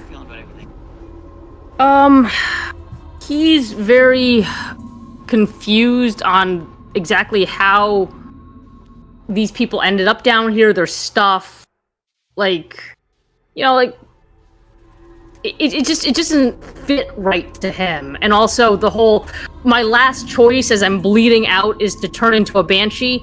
It doesn't make sense, and he loves a good story and a good mystery, and also it was a sad way for all this to go. Okay. Sounds good. Go ahead and make a perception check for me.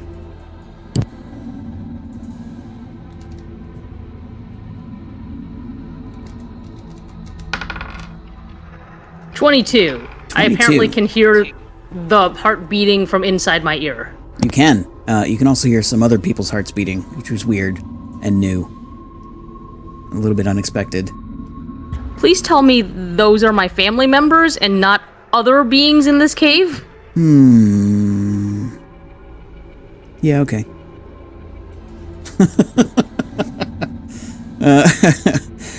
Yeah, it's like over their breathing, you like just barely at the edge of your senses, you can actually hear their hearts beating. It's really weird.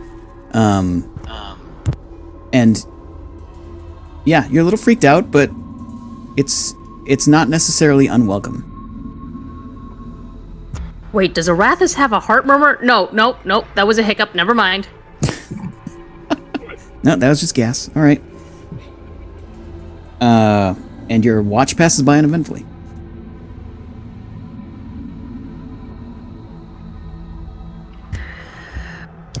All right, Arathis, your turn. Okay. I'll get up and watch. Okay, you do. Marcus, you bed down, trying to get cozy, but this is a dirty, disgusting cave, and you're not very happy about that, but you are happy to be resting, and that's fine. Arathis. Yes. How you feeling? Sad. How you feel about things?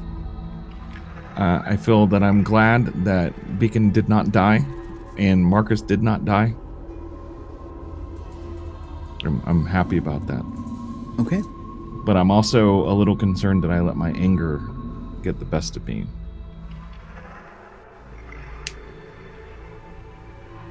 Okay, good notes for the future. Go ahead and make a perception check for me.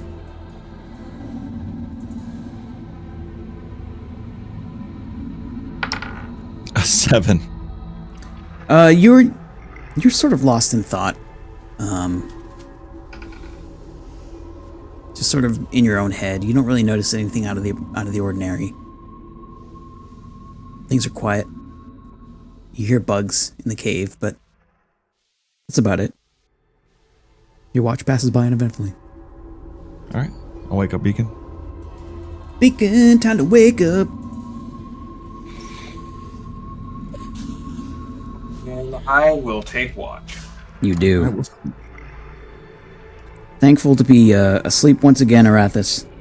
You put your head down in the bedroll. Beacon. Yes. You've recently taken a forced nap. Yeah. How do you feel about that? How do you feel about everything that's going on so far?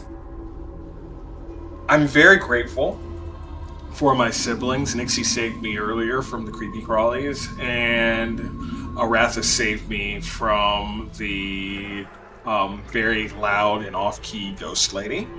I am somewhat upset that they had to save me. I am starting to feel a little bit like the weak link here, and I don't like that. I want to be able to pull my weight and contribute to this adventurous enterprise and not be the academic in distress.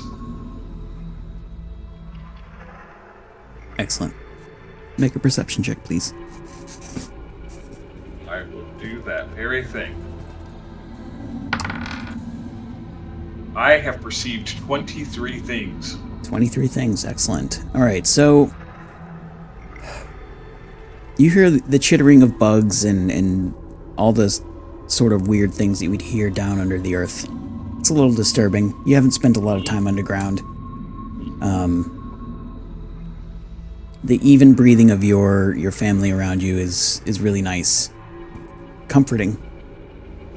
And yeah, you're glad to still be here. Your watch passes by uneventfully.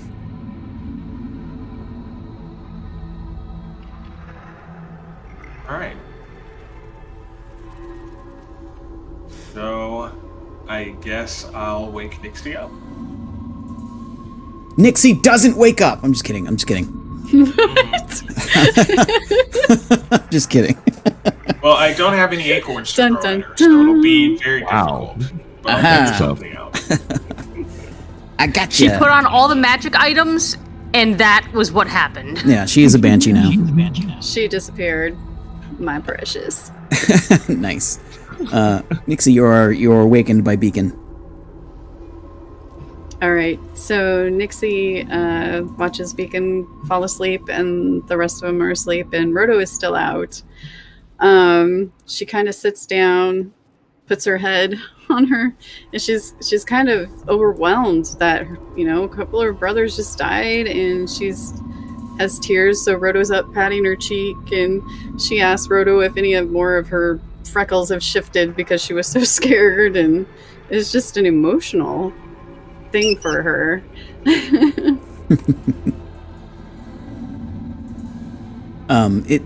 Roto looks like he's trying to put some of them back where they were. Like he just keeps pushing on your face.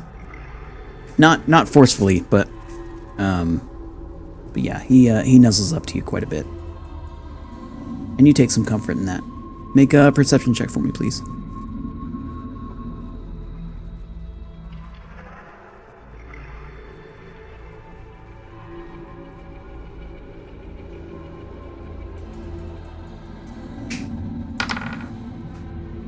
Auntie. 19. Nice. Okay. Yep. Again, the chittering and call of some of the weird underground bugs happen here. You actually take some joy as Roto is leaping around after some crickets. And he catches them and gobbles them down, like he does. Your watch also passes by uneventfully. So here's what we're going to do. We're going to take a break. But during that break, you've taken a long rest. You get all your spells back, all your hit points back. Everything comes back and you're good. Yay! All right. I'm going to deafen with you folks, and I'm going to say goodbye to the other people, at least for a couple minutes. Be right back.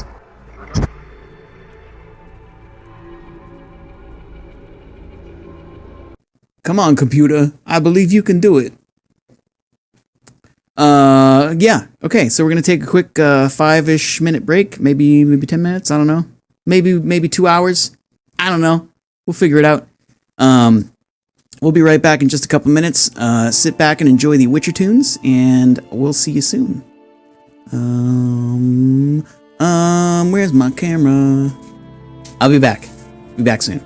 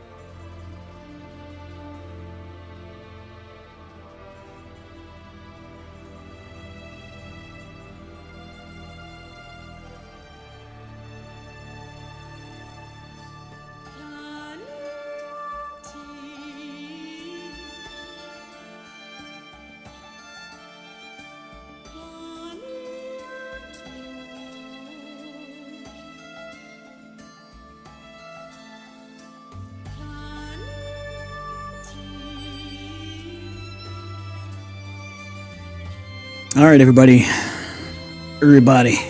Hello. Hey, everybody. How you doing? How y'all doing? Good to see you. Just trying to see if I fix my camera problems. I was having some problems with my camera, making me all stuttery. But I think I found what the problem was. It's the problem with the camera that I'm using to transmit my face to Discord, which is a separate camera. It's overloading my camera stuffs. So, this seems to be better. Maybe. Maybe, I don't know. But anyway, it's good to see you all. Welcome back. Great to have you. Me and my ridiculous shirt here. Too much face. Yeah, I mean, I do have a lot of face. Fat guy problems. Cool. Yeah. So I hope you're all having fun. I'm having a great time. Glassrock Mars, good to see you. I don't know if you're still here or not. Doesn't matter if you are. I still think you're great and cool. And thank you for being part of my life. And that goes for all the rest of you too. Thank you for being part of this awesome community, and thank you for just showing me some love. Like just by being here, just by staring at the screen for a little bit, or even just listening. I appreciate that. I appreciate that a lot. Yeah, Evergreen, it's a problem I've been having. So one of the issues that I'm doing is I'm using a Logitech camera for stream.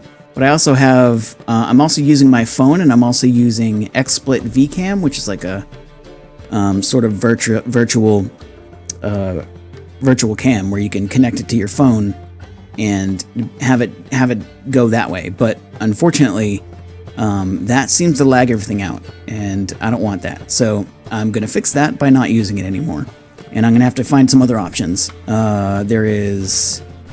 There's Droid Cam, which is a way to do it. The second way to do it would be to steal my my webcam back from my girlfriend and use that as my second camera for Discord. The problem is you can't share cameras between applications, so it's kind of a pain in the ass. I really wish you could, because you can do that with microphones, just not cameras. So hopefully it's fixed, and it won't be a problem anymore. There's a cat staring at me from down below, and I'm freaked out because I'm not used to having a cat. Anyway, cool. That said, let's just jump back into the game. You guys ready? Are you guys prepared? Are you guys clothed and happy about it? Well, I'm not happy about it. Take those clothes off. Anyway, we're gonna come back in now. You guys ready? Sure. All right, let's do this thing. Okay, you're in a cave, and because I turned my camera off, everything's fucky. What? Everything's fucked up. So you probably won't see anything. It'll just be a black screen in Discord for you. But me having that on as a black screen keeps everything in the proper order on the screen, so I don't have to redo all the windows. I think we're good. And I don't see... Oh, wait. There is stuttering still happening. Fuck! Alright. Anyway, whatever. It seems to be less. Or maybe not. I don't know, guys. I don't know what to do. Anyway. That's just tech stuff. Fuck it. You're in a cave. And you have rested after some very harrowing heroics. And you've just woken up from some much needed rest. What do you want to do?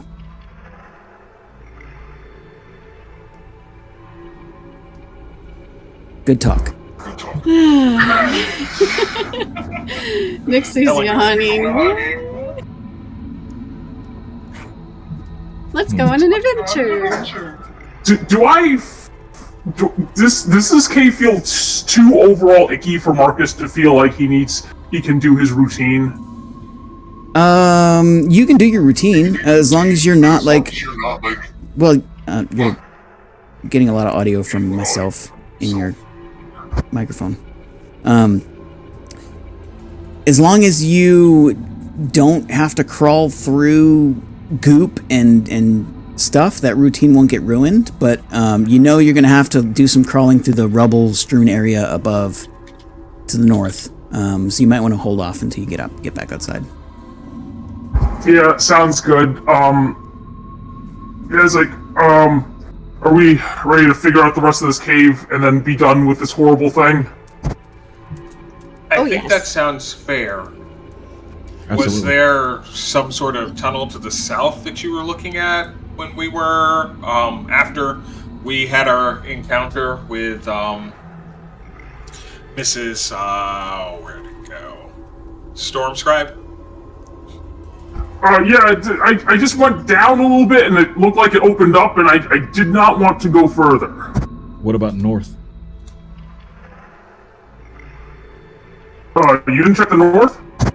It kind of looked like there was something when I was shushing out the thing. Okay, so let's move back up there. There isn't to the north. There's nothing there. I just forgot to clear it up. Oh, okay. Okay. Never mind. Well, then I guess we will go all the way down to Hyun.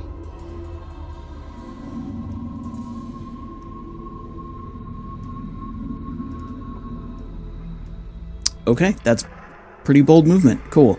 Right. Fortunately for you, it looks like just an empty cave. Cool. Look, I was following Arathis. If it was to our doom, it's on Arathis. Oh. Well, Arathis is the ranger. He knows terrain. And ranging. Yes. Does this seem anticlimactic to anyone else? What do you mean? I feel like there was a pretty compelling climax, but I may be biased. I'll move to... Is that like a ledge or something? It's actually a pit, small pit. Goes down about 5 feet. All right, what's in it? Nothing. Just earth, stone. Naturally formed, looks like. It's gonna be Arathis after Marcus shoves him in there. I'm kidding. All right, what's to the north of us? Is that like some kind of wall? Yes, it is definitely a wall. I It's a ledge that goes up a few feet. It's just a small raised section of stone. Okay, so nothing remarkable down this way, I assume. Nothing remarkable.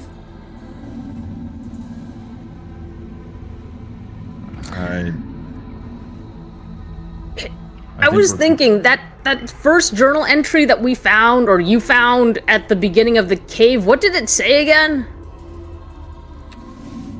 It essentially was about Miss Stormscribe's opinion of her husband's attempt at a shortcut, which seems to be what brought them into, or what brought them to the attention of the marauding owlbears.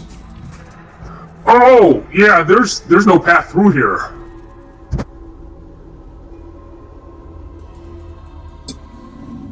Certainly doesn't seem to be so far.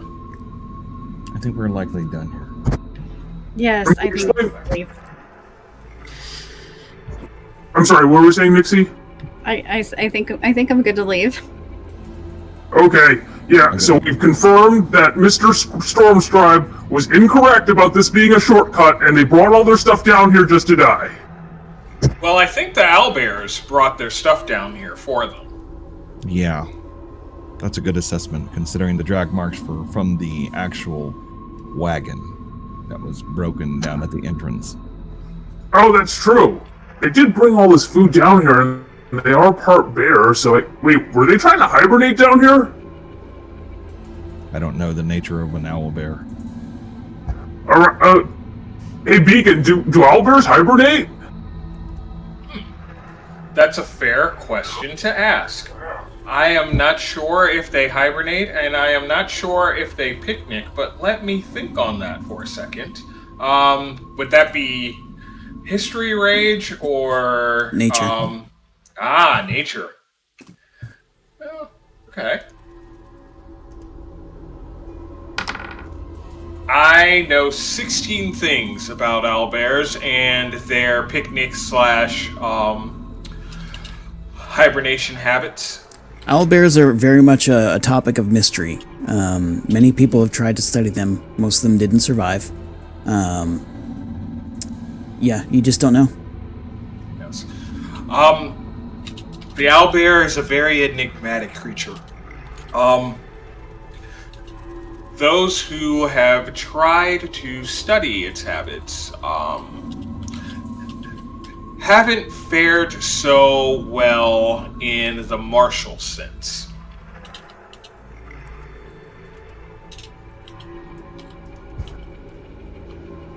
Right.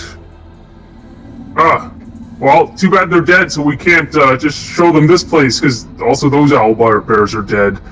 I'm not a very good zoologist. It's important to realize, your shortcomings so that you can work on them in the future. Should you care to become a zoologist. Stop. This fucking cat. Okay, so I think at this point, maybe the owlbear just dragged everything down here to store it / eat. They're kind of wasteful because I see these half, there were some half-eaten corpses at the entrances. It's very poor storage management overall. They probably could have benefited from some sort of preservatives, spice, something along those lines, but I myself am not well versed in the culinary arts. Does this boulder look movable, Rage, or is it just kind of like, no, it just stops there? No, it just stops there because Rage Mage needed something to plug the hallway with. Survival horror fog. Okay, so if I shove it, it doesn't end up rolling down a hill to somebody trying to pull something out of a temple? Well, it's above you slightly, so you could try that. We'll see how it goes. I think I'll save it for the next adventure. Okay, cool.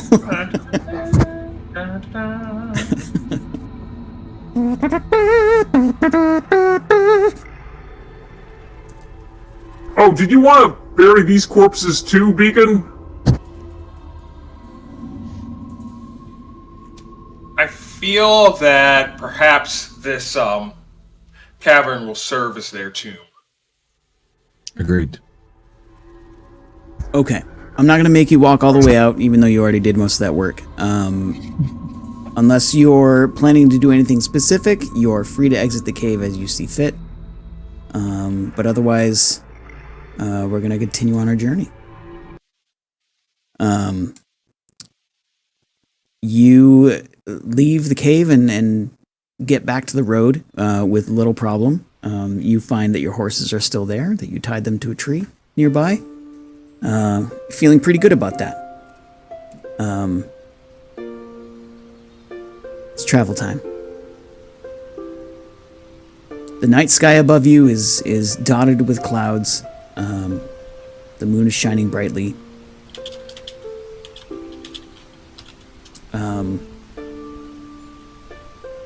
Yeah, you just travel on through the night. And we're gonna go back to the travel quote unquote table that I made, aka it's not a table, just a couple rolls that I wanted from you guys to make this go by quicker. So go ahead and give me someone for the group roll a d20.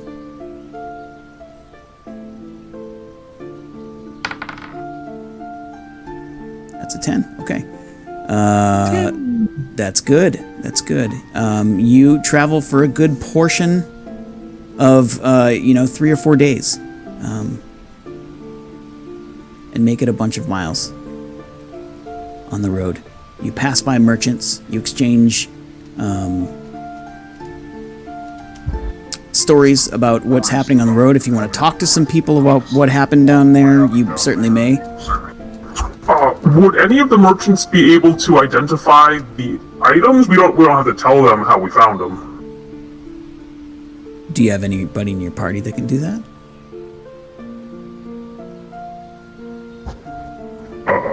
Nixie, are you able to tell what kind of magic items these are? I can look at them, reveal them, and see.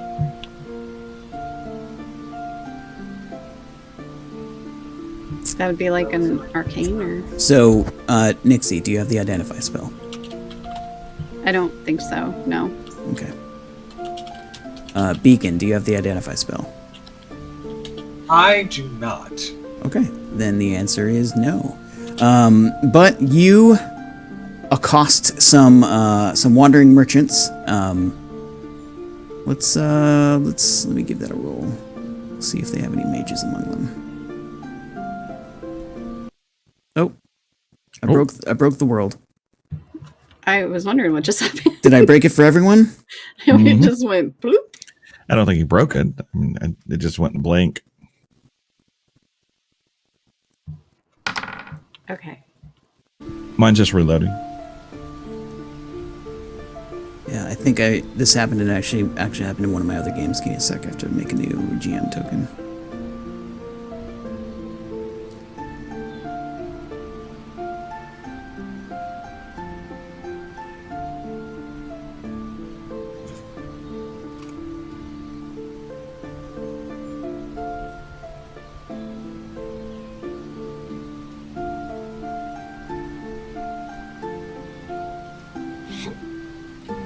Okay, let's try that again. Once more with feeling. Once more with some feels. Much better. Okay. You're in luck. One of the caravans you pass by is actually owned and headed by a wizard in a deep red robe. Decorated with both gold and silver. He wears a deep hood and has a long, scraggly gray beard. How do you approach the caravan? What do you do here?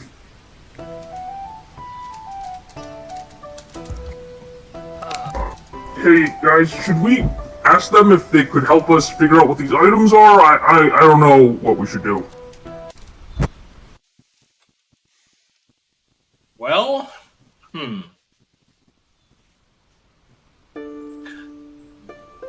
I imagine we could ask them if they have any sort of identifying service. I imagine they'd want to be paid for that work.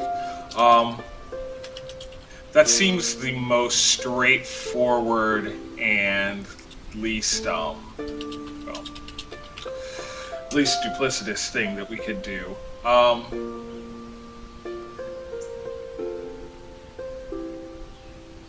I do worry that it feels a little gullible, just because I don't necessarily know these nice people, and they could... Well, we do know that the items are magic. I mean, we could just choose to not ask them for help and go somewhere else at some point.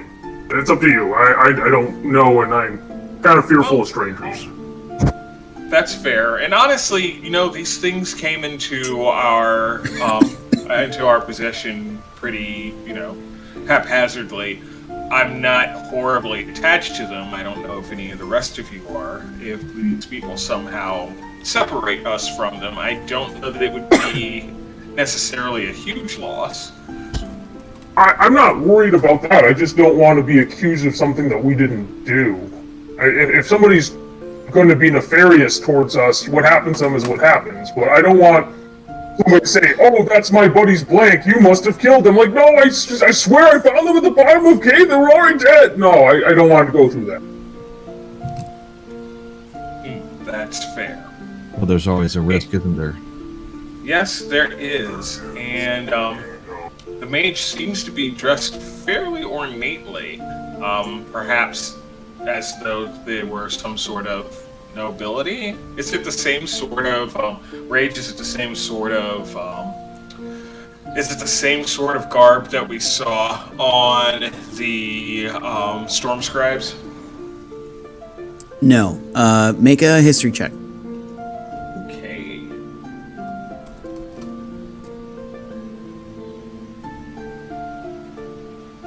There's history. Ooh. I am 7 historical today. Yeah, you don't recognize it. I have no idea what that is. Honestly, do not recognize it. Everyone else make a perception check, please.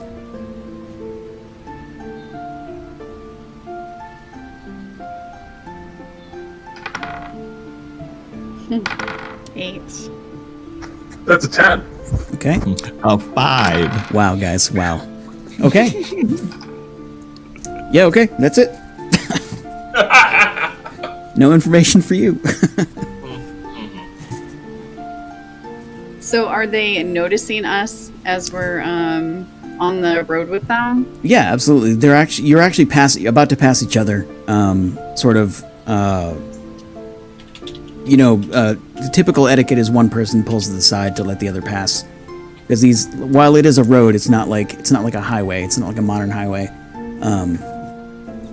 So typically, since you're on horses and you don't have any carts, you just would normally just go around, right, and let the cart pass. That's about to happen. You'd already moved off to the side a little bit, and they're just strolling on by. The caravan guards seem to be wearing breastplates with long robes underneath them. There are a few people carrying chests on their backs, but they're in much poorer clothing.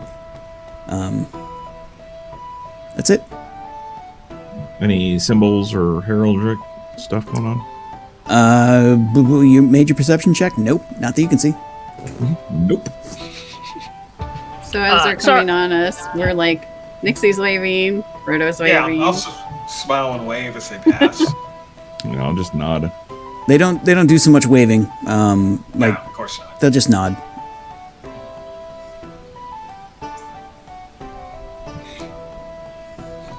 Should we ask about the name of the person that we found? Maybe they know them? Isn't that just a odd thing to just bring up to people who just happen to be passing you on a road? Oh, we could say we were exploring and we found them. We thought, well, it happened because we found blood and wanted to see if somebody was alive. And then all that other stuff happened. That still sounds like torches and pitchforks my way. So what conversational voice level are you having this at? I'm kind of whispering a little bit. Okay, just checking. Yeah, no, I'm yelling. Because there may be 5 feet away. The dead bodies that we found in a cave. Do you think we should ask them?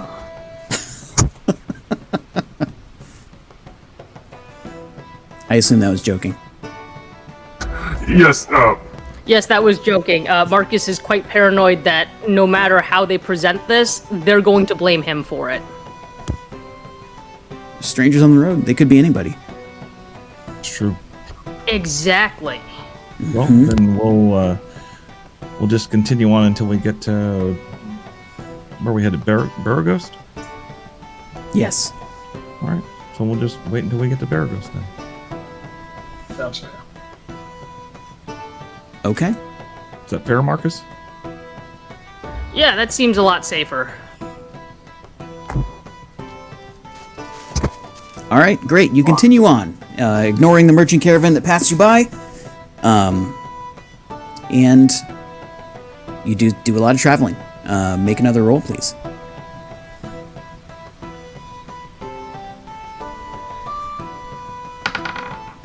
Okay.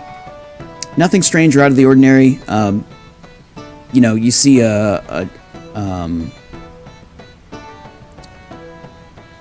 troop of guards that seem to be patrolling the roads, wearing black with gold tabards, black with gold trim. You recognize, well, you don't recognize it, but they very loudly proclaim that they are the guards of Baragost, and they're out patrolling the area. But that's about it. And you travel a bunch of days, or a couple days more, and you get to Baragost at the evening time. You are allowed into the gates. The town is very large, probably 3 times the size of Greenest. I don't have a map for it, so we're just gonna theater of the mind this stuff. Okay. Excuse me. But yeah, it looks like the population here is mostly a good mix of the different races of Faerun.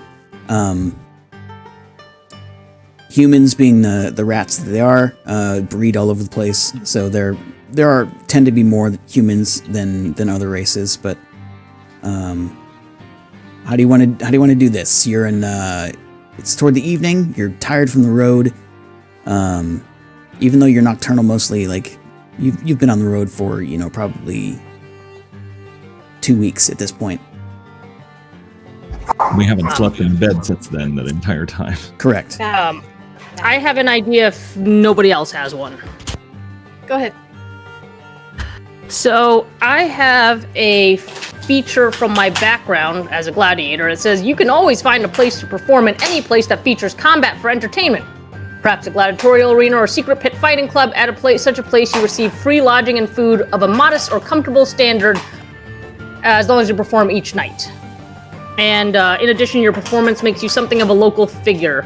When strangers recognize you in a town where you have performed, they typically take a liking to you. Mm-hmm. Sorry, I gotta pull something out of a dog's mouth. More famous Marcus. I like it. Yeah. All right, it's probably gonna happen. Okay, so you go in and start looking for an inn. You find one called the Wandering Wyvern, and it's a fairly large inn. Marcus, you go in and you start asking around about fighting pits and things like that. Fight clubs. The innkeeper says you're in luck. We have one here. And if you plan to fight, then you're welcome to stay. But you have to fight for at least one night. That sounds more than fair to me. I'll provide you room and board. Can my family stay with me in the same room, or is that not okay? We can pay for their food. That's not a problem. So single rooms in this place are very small. It's like a bed, and like maybe a table. That's it. Very, very small. Got it. And that's Marcus, what is provided to you. I understand. So yeah, Marcus will look at his friends that are right behind him and go, Does that sound good to you guys? Sure. Oh. Is there a bath around here somewhere? They have one. We can have one drawn up for you. Yes, Oh, if you're that would be wonderful. if you're a paying customer, of course. Yes. Of course. Great. Let me figure out how much a room costs.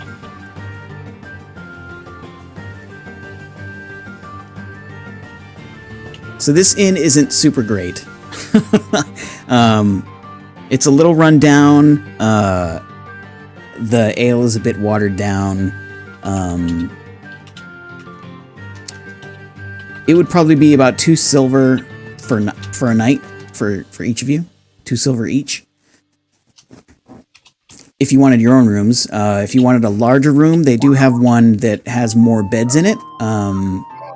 It would be probably 4 silver for the larger room. And you could fit all of you in it. But it's not comfortable. Like it's literally just beds in a room. And they're not good beds. They're like cots. Are the single rooms particularly more comfortable? Well, the beds are nicer.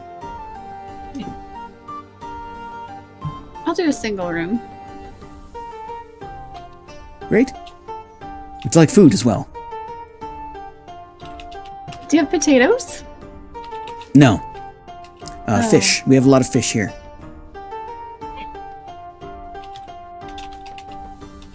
Well, that's right, we're by the coast. How much for the bath? The bath will come with the room. Oh, okay. Mm-hmm. Nice. Gotta make sure you're happy.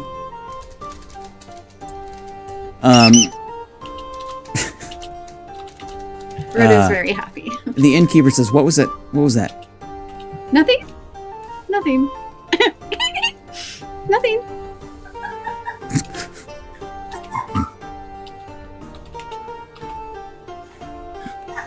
Very well. Nothing it is. He's just he's like leaning over the counter and giving you the eye. Because you're like very, 2.5 feet tall. I believe I'll take you up on one of those rooms and baths as well. And I would also be interested in paying, of course, to partake in some of your fish. Excellent. Excellent. It'll be... Are you all eating? Would you all like food? Would you like a table? Yeah, Yeah. absolutely. That sounds great. Great. Great. Let's see. 4 silver for the lot of you? Well, 3. And what was your name? He points to you, Marcus. Hi there, I'm Marcus. Marcus.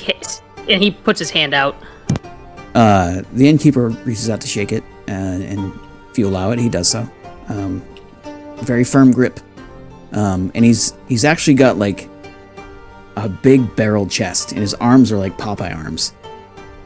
But he doesn't like do the dicky like I'm squeezing your hand to show you how strong I am, blah blah kind of thing. It's just a firm handshake. That's just the standard grip. Yeah. Got it. Right.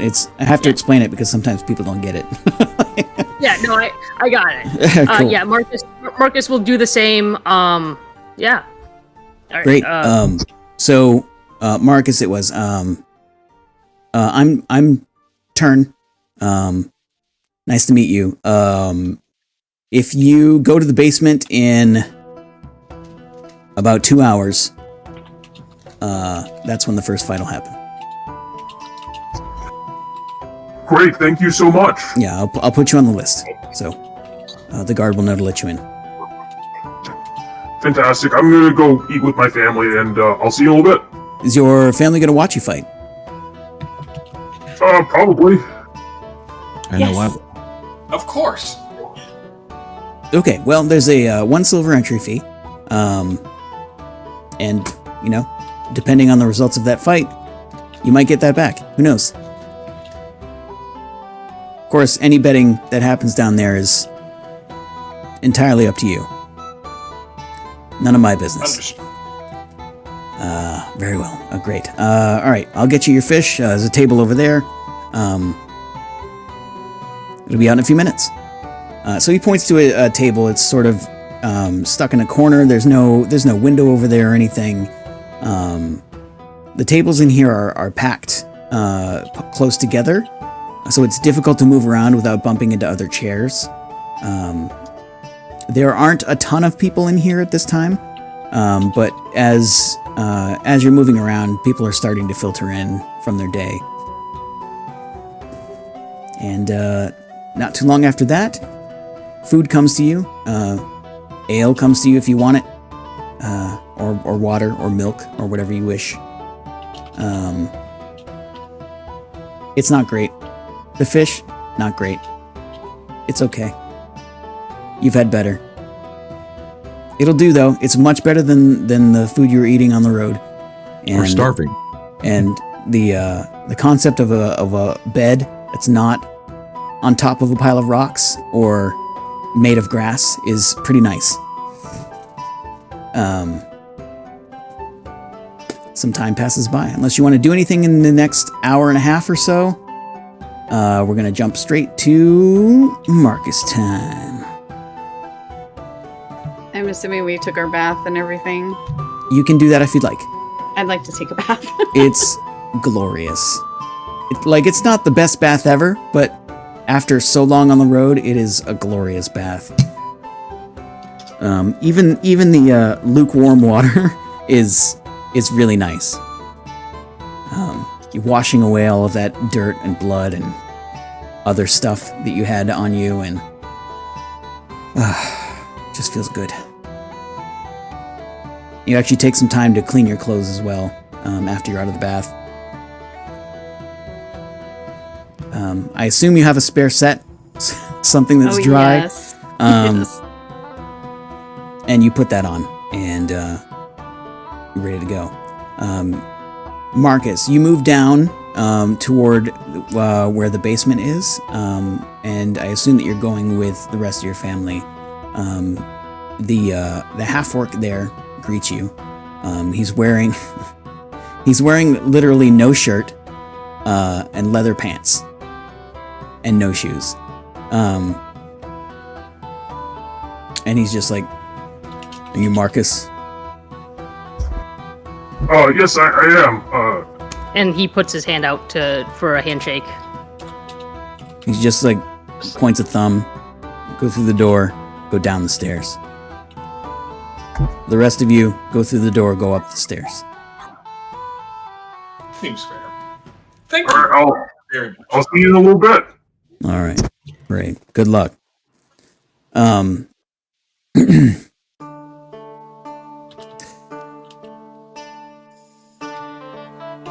Arathis, Beacon, and Nixie, you are all led up into the small crowd that is gathered to watch the fight, and it stands about. It's like a ledge over a fighting pit. That the fighting pit itself is probably 10 foot by 10 foot. It's not very big. It's really just to put two people in a box and watch them beat each other up. You don't have any place to sit. It's standing room only. People are pressed up against what looks like it's like a sort of cage, like it's bars and stuff like that. Mostly so people can't throw things into the ring and do anything horribly offensive. But Marcus, you are led down into a sort of prep room where there are looks like 3 other people tonight. There's an elf wearing sort of baggy pants and a shirt with no sleeves and a headband with black hair. There is a human in furs. There is a turtle. And there is a halfling.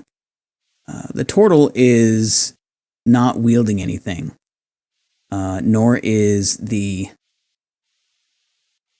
elf. The halfling has several daggers strapped to him, what looks like a sling, and a short sword. The one wearing furs has just a large greatsword. They just sort of look up at you as you come in.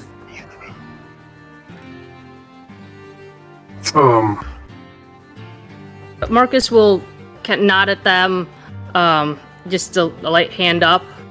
But he's not gonna say the first thing. The turtle looks up. It says, "Hey."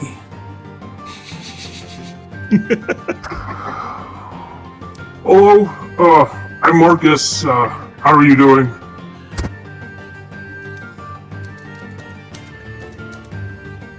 Good. You? The same. It's my first night in Burgost. Oh. Welcome. Thank you. Everyone else in the room is just sort of rolling their eyes, and the guy in the furs is like, "Yeah, that's why we keep quiet." Is there anything I should know before we go on stage? Oh, yeah. Lots of things. I lean over and whisper in Marcus's ear. You can't. You're in different spots. Oh, okay, that's right. You shouldn't use magic. That's very easy. cheating. Oh, sorry, I didn't mean to interrupt you. Go ahead. It's okay. I accept your apology. Now, what was I saying? Just things I should know. You told me that not to use magic, that's cheating, and that's good because I don't know any magic. Good. Don't kill anyone. That's not the point.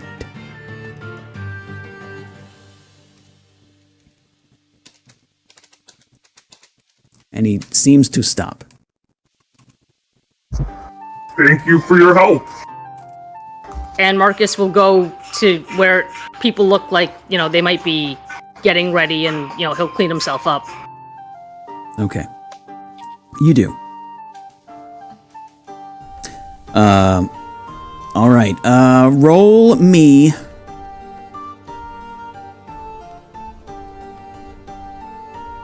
Roll me a d4, Marcus. Whoa, that's not what I wanted to do. That's the wrong one. I think I died. I don't know what happened, but I think I died. No, you're good. That is a 2 on the D4. Okay.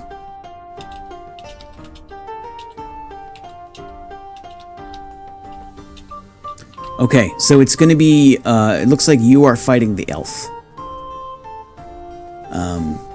The other two go before you, the man in the furs with the greatsword and the turtle. And their fight is interesting. So,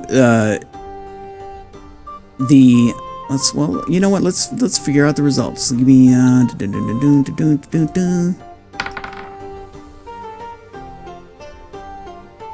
Alright, and again. I don't know what this looks like for those of y'all watching at home, but for us, the DM dice come up with like little question marks all over them, and it's very entertaining. Yeah. For me, it's just the dice with numbers. It's pretty great. Okay, so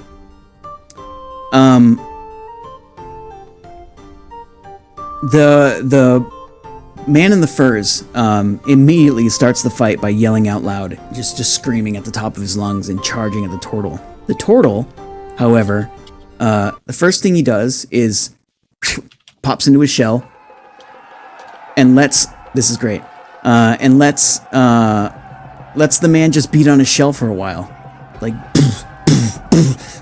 just making him more and more mad.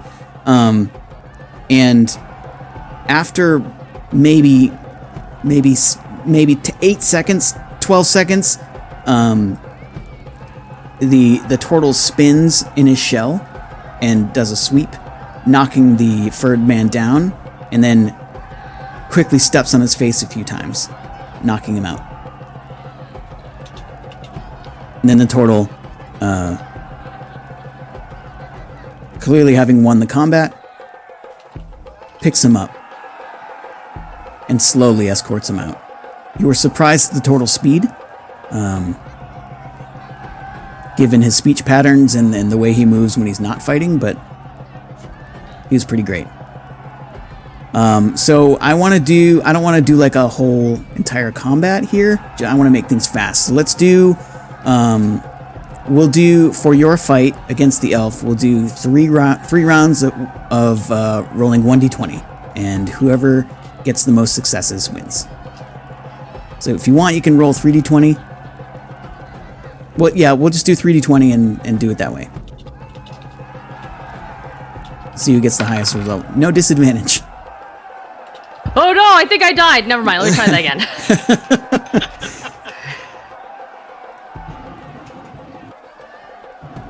Can you see Marcus and all of us jumping up and down, Arathis and Beacon and Nixie trying to look? So Yeah. that is, it's a 16, an 8, and a 4. 16, and 8, and a 4. Great. I think you're going to win that one. You did. It says Elfie combat. Okay, so how do you want your fight to go? Just describe to me how it is, and well, that's how it is. I actually had a question for you. If okay. raging was a part of the gladiatorial combat, because you could technically do non-lethal, I assume you could train it, but it's your world. Yeah, if you want to rage and you still want to do non-lethal combat, that's fine. Okay. I guess it depends on the elf, and you said the elf was barehanded before? Yeah, he's wearing like a sleeveless shirt, baggy pants, and his fists are wrapped. So Marcus is probably gonna like do a fake out where he comes in like really hot, but like right before he strikes, he kind of stops and then like rolls back, which will throw off whatever I assume the elf is a monk, in which Marcus starts responding to his attack, going on the defensive to his unexpected offense, and kind of just, throws him over his head and down to the ground. Excellent. That sounds great. You're surprised that he's not a monk. He's actually a fighter. But you've been in enough fights where you can adjust to your strategy quickly. It looks like he's a fighter just specialized in unarmed combat. Like this is what he does with his life. That's about it. You're guessing he probably has a business somewhere, or has a job somewhere here in Baragost, and just does this for fun, maybe to make some extra money sometimes. But yeah, you beat him soundly. You throw him to the ground, and you win. One more fight to go, though. Yeah, Marcus will help him back on his feet and shake his hand. He shakes your hand. Nice, good moves. Well done. Thank you, you two. I did not expect any of that. Oh, thanks. That's very nice of you. I'm gonna go. Get cleaned up. And he holds up your hand and then sort of escorts himself away. You're given a few minutes of break if you want them. Arathis and Fam in the seats or the standing area. You notice some coin being passed around. So there's obviously some betting here happening. Do you want to be part of that? Do you not want to be part of that? Beacon's like, fuck no. It's because he has no faith in Marcus. Wow. Yeah. Way to support your It's because family. he has no faith in Beacon betting things. Like, no, that's just not my style. I'm not. Beacon is not very betty, I guess. Didn't That is you work in totally the my arena style. that Marcus was first at? I will totally get into it, man. All right, okay. Is this the first time that we've seen Marcus actually gladiating, fighting? No, you've seen it in other places. Like there have been people that have tried to start up various fight pits and sort of fight clubs in Greenest, but they never really stuck for some reason. Okay. Maybe there was just a lack of fighters, but Marcus has always been like, yeah, I'm here for that. Like that's Marcus's things. But unfortunately, it just didn't stay. It didn't stick. So you've definitely seen fights, and you know that Marcus is very good. Very, very good at what he does. So Nixie hands Roto a silver to take to the betting guy. And she's like, yeah, get him. Okay, so the betting guy is this greasy, like, short, bald man with,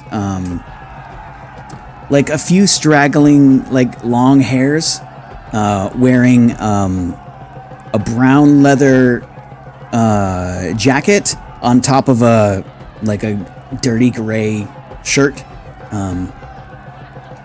Obviously he has pants on.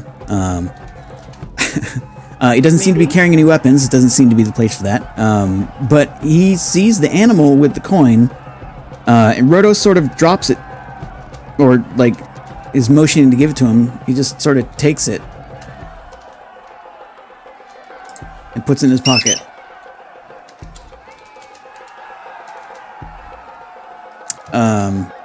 Like he's sort of looking around to see what the deal is. Do you say anything? Do you give more information? Well, if we win, Roto's going to go back and ask for his money. Okay, that's amazing. All right, we'll see how that goes. Okay, so Arathis, you said you were going to do the same? Yeah, I'll walk over to him. Okay. So you're taking bets, I assume. Yeah. What's your money on? My money's on the total. Yeah? Yep. I don't know. That guy looks pretty tough. Yeah, it's true. What are the odds on him? 2-1. Really? Yeah. He like picking food out of the back of his mouth, like. Save that from later. Save that for later, did you? Yeah, you got a problem with it? No, not at all. All right. Give me a gold on the big guy right there. A gold on the big guy. That's big money. All right. I can cover it. Good. Holds his hand out. All right, I'll plop it in there. He puts it in a different pouch than the one that he put the silver with Roto. Okay. It's about to start. Here we go. All right. Marcus, you are led out the door into the arena. Your fans screaming above you. Well, someone's fans. Maybe fans of violence. Who knows? And you're Hey, sort of Marcus! Yeah, we all cheer. woo. You are significant. We howl at him. That's the best cheer ever. You're someone. And slowly but surely, the turtle comes out. Like slow, plodding footsteps. He sees you and he just smiles. Hey. Marcus smiles back and waves. Good job. You made it. Thank you. Good job yourself. Thank you. And he sort of puts his hands up. He's just waiting, and then you hear a ding from somewhere. Roll for initiative. We're doing it different this time.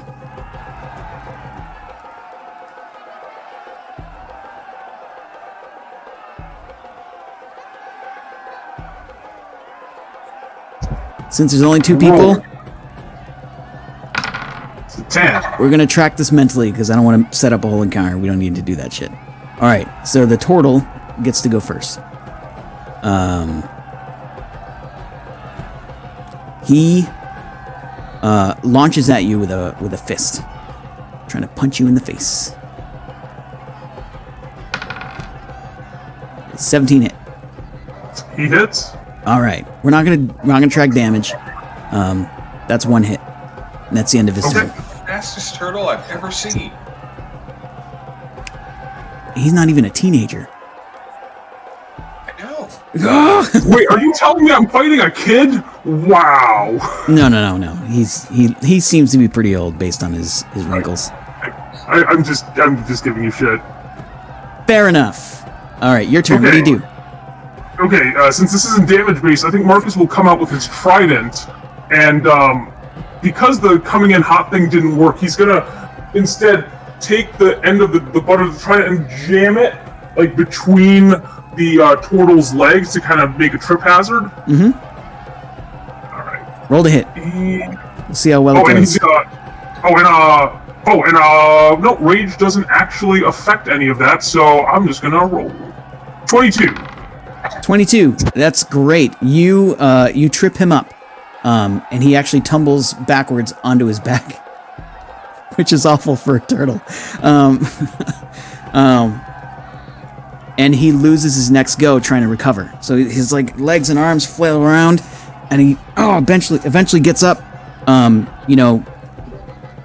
For sake of combat flow, you're trying to hit him a couple times, but he spun around just fast enough for you to smack into his shell. And then he stands back up. And now it's your turn again.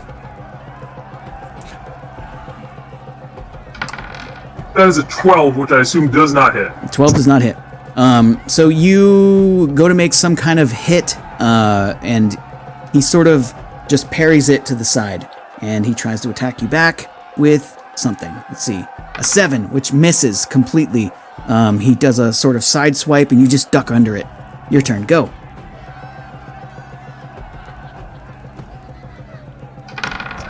Oh, 8. Another miss.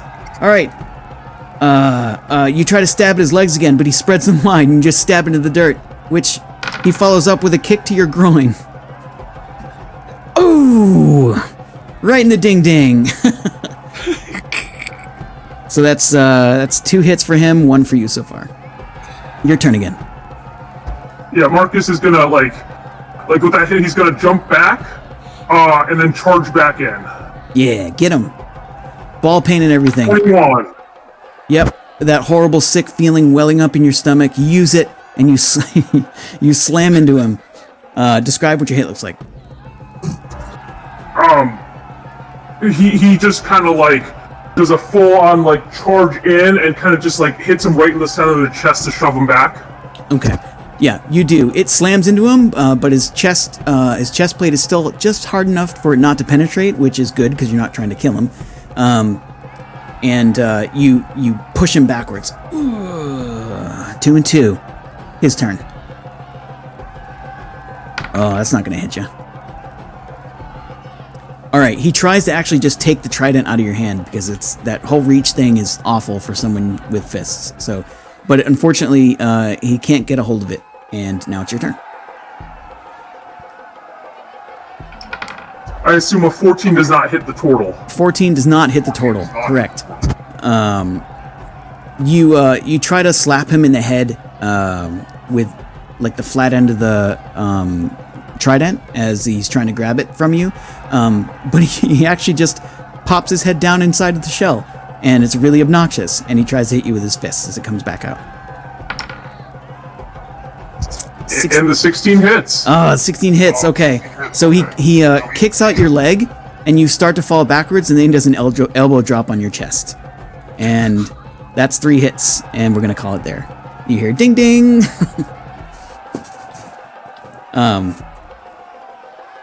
Battered, and not bloodied, but like just bruised and beaten up and tired. He helps you stand up, and he says, "You are great." You too, man. That was a fantastic fight. I haven't fought in a long time. Oh, how long are you going to be here? It depends on what my family want. Maybe another day or so, maybe longer. Yeah, check with them. Let me buy you a... And like the crowd cheering sort of drowns out what he says. And like obviously he wants to buy you a drink for her great fight. But everyone's cheering. People that bet on Marcus, you don't get your money back. Anyone that bet on the turtle would get twice what they paid in. I think you all bet on Marcus, right? Yeah. Okay. Roto's gonna be upset with a furrowed ferret brow. Okay, so like the bald guy's just sort of standing there, like with a very pleased look on his face, looking around. It seems to you that he made a lot of money. Betting on what he thinks is the sure thing rather than the new blood, and other people here were more happy to try something new. So yeah, it seems like he made a lot of money. He's pretty happy with that. And he's just a little bit startled by the angry looking ferret, or like, hey, what do you? He tries to look away, and he's just drawn back down. What do you want? Whose ferret is this?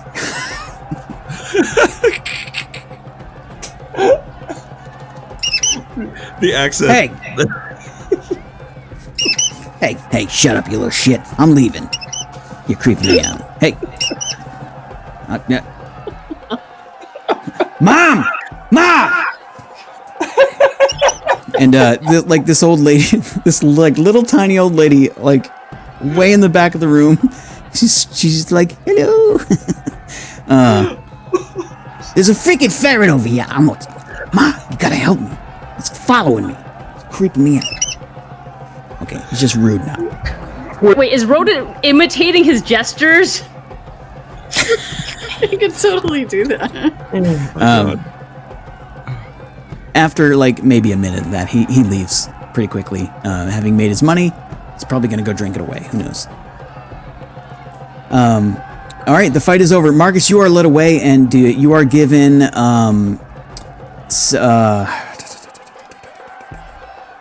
6 silver as a prize, for basically second place. And the turtle is there, and he's, hey, my name is Vigo, by the way. It's nice to meet you.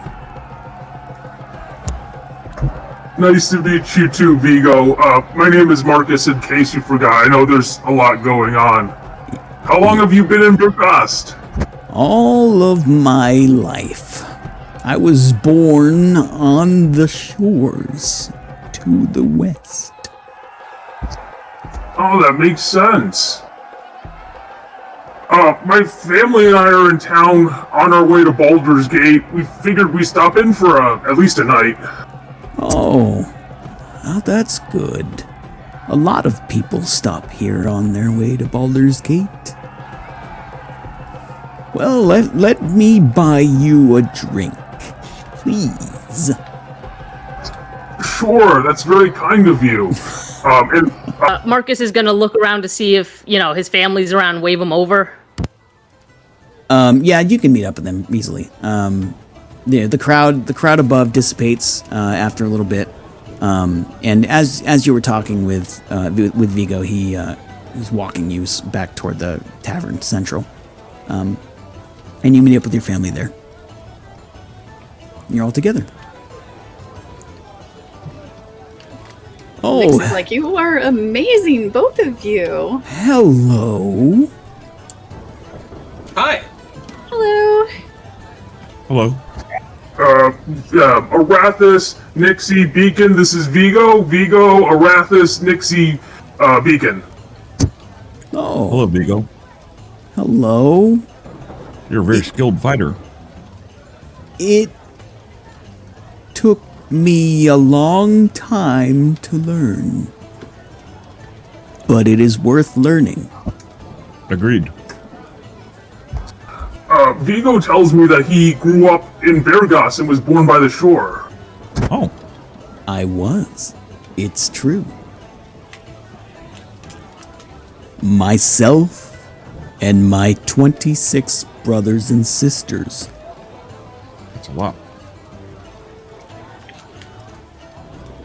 That's normal for us. I might be exaggerating. Anyway, I'm not good at humor. Would you all like a drink? I made a lot of money tonight. Oh, that's very kind of you. Yes, a very generous offer. We appreciate it. Thanks. For the record, this is killing me. So, since Roto's still out, can he, like, try to scramble up the shell and do, like, a King of the Hill thing? Like, yay! Let me tell you what. Yeah. Yeah, you can absolutely do that. So as Roto is sort of scrambling up Vigo's shell and parts of his arm, that tickles. And then suddenly Roto's like on top of the shell, like behind his head, like yeah, that's the one. And there he is. Oh, that's great. I like them. Him? I hope it's okay. Roto likes you. Oh, yes, it's fine. As long as he's not stealing from me. Oh no, not friends. We don't steal from friends. Good. Go from anyone. Right, that would be wrong. Oh yeah, right. It'd be very wrong. Pretty sketchy. But that's okay. For the sake of not destroying you, do we want to talk out of game of the kind of things we talked to Vigo about? No. Yes, I do. Okay, so you can talk to Vigo about all sorts of things that relate to Baragost. You get your drinks. He actually orders more food for the table that you're all at. Oh, cool. If you want to eat, you're kind of full, but you know, whatever. If there's lots of potatoes, I'm sure we'll eat. There are no potatoes. Oh, that's right. There's just fish here. It's fish. They have like some carrots. It's not the same. Carrots are not a comfort food. Not all root vegetables are the same. That's true. Considering where we just came from, though, I'm sure it's a welcome meal. Yeah. Okay. So, do you have particular questions you want to ask him, or no? I mean, it depends on what we want in Bergos, but, you know, like, if we're going to want to wander around a little bit, I'd ask Vigo if he could, you know, recommend some places, especially anyone who could identify magic items. That's really it for what Marcus is thinking. Ask him what the roads are like between here and Baldur's. So the road between here and Baldur's Gate are patrolled pretty heavily, but there are still some criminal elements that, you know, try to make their try to make their living on the richer clientele that or the richer travelers between Baldur's Gate and Baragos, because Baldur's Gate is a city, whereas Baragos is a large town. You were asking about magic items. There is a magic shop here that you could go to if you want to. He takes note of the fact that you're probably adventurers, because no normal person would even ask that. So, yeah. That's true, Lord Airfrick. Everything is your fault. Literally.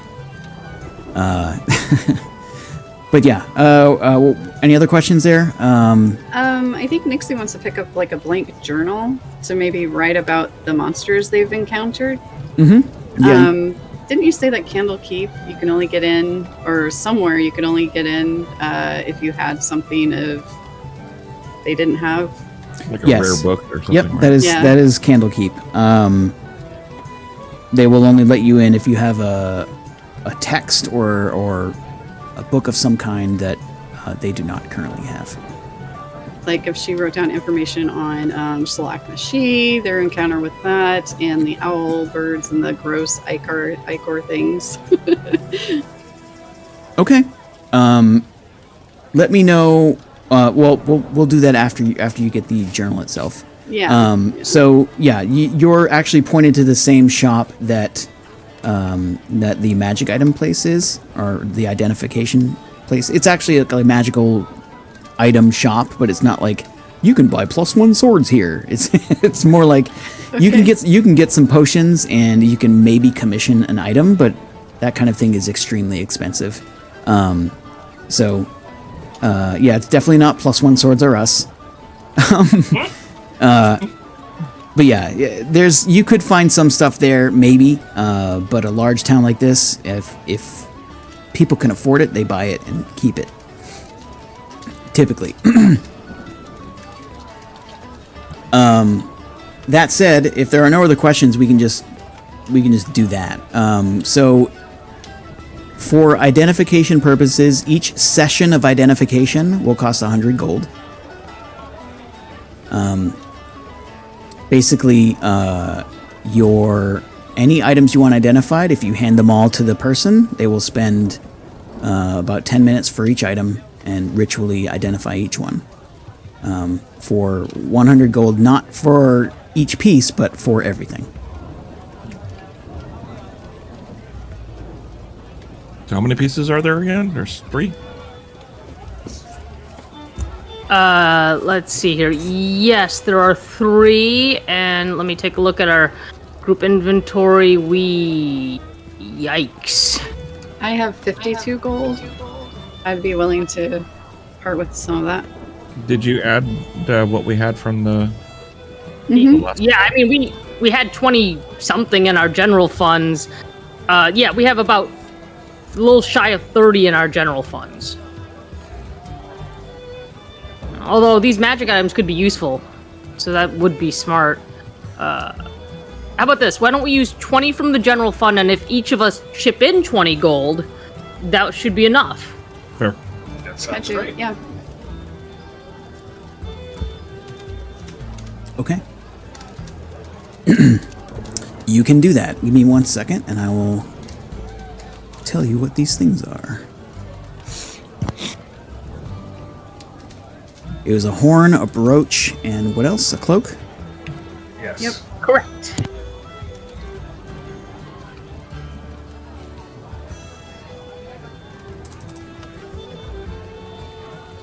Oh, I didn't add that one in, damn it.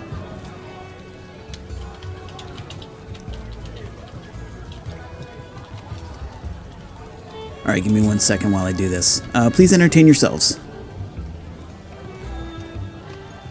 So Nixie kind of looks around and looks through the shop while they're waiting and looks for a journal. You can absolutely find a journal for very, very cheap. It's like 5 copper. Okay, she might buy a couple, actually. Yeah. Hey Beacon, while we're waiting for them to ritually just tell us what these items do, what can you tell us about your patron? Your very non-creepy patron? I'm very used to people having creepy patrons if they're warlock. That's a fair question. I mean, I don't know how much there is to tell. I meditate sometimes to commune with them, and they teach me some stuff. Well, like what? And like what do standard patrons do, and what do they do instead of that? And what do they have in common? And who are they?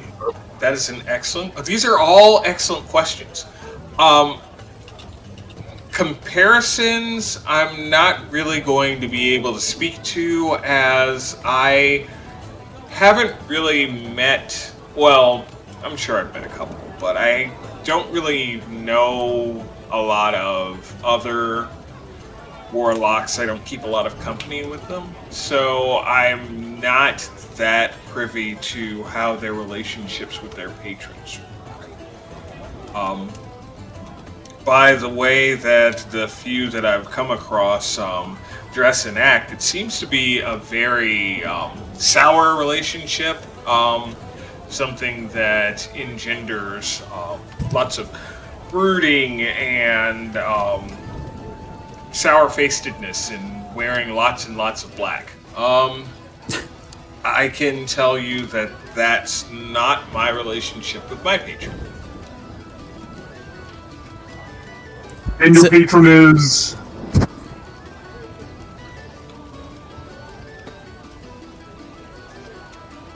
You've never really... I mean... Never been given a name. Yes. My patron is. Haven't really addressed them by name because that hasn't ever really become a necessity.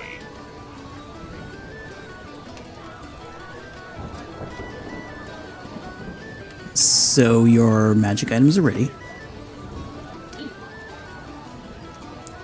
The first one is a Horn of Silent Alarm.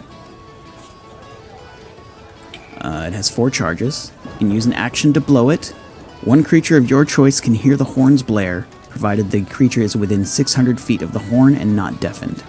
No other creature hears sound coming from the horn. The horn regains 1d4 expended charges daily at dawn. It has 4 charges to start with. Second, the brooch is a brooch of living essence. While wearing this nondescript brooch, spells and anything else that would detect or reveal your creature type treat you as humanoid, and those that would reveal your alignment treat it as neutral. And the third is a Cloak of Protection. You gain +1 bonus to armor class and saving throws while you wear this cloak. So to claim those, all you got to do in chat here is just click on it, and you should be able to quote unquote claim it. But what if somebody else wants it?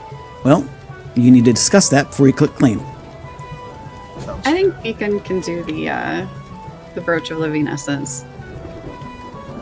I could, but I don't know that it would do me very much good.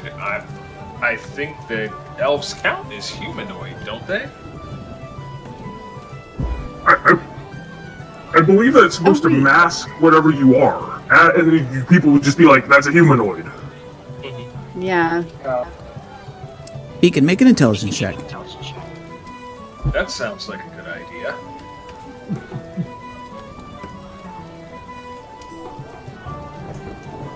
Oh, right, that is one of these, not one of those.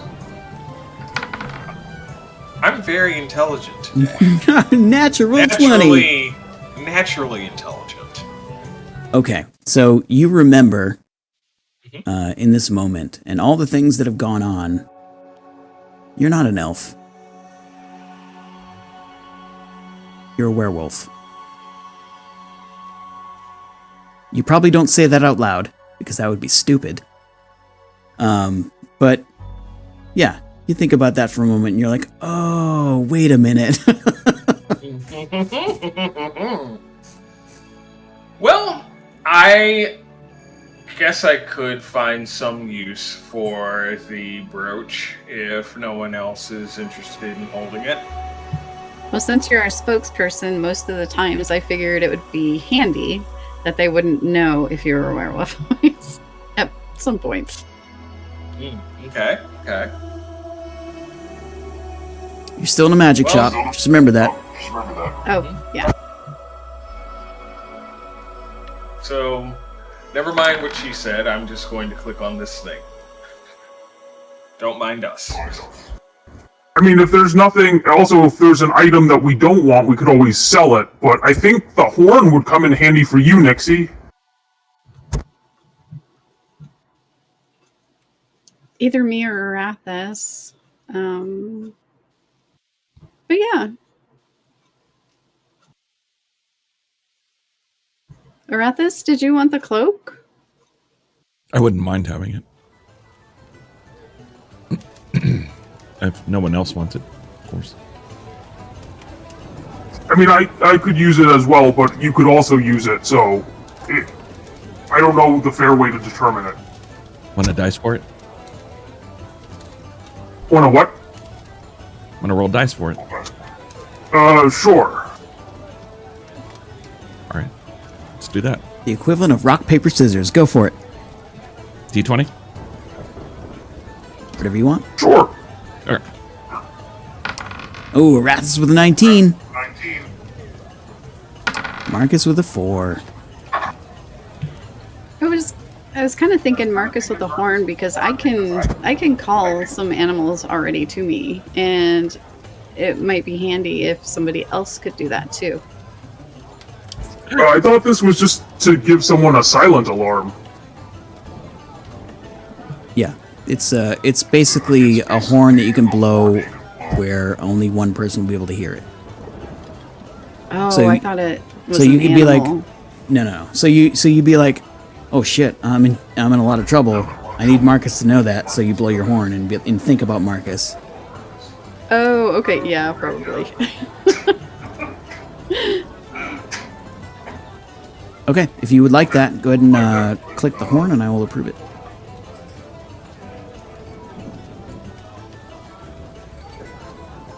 Approve.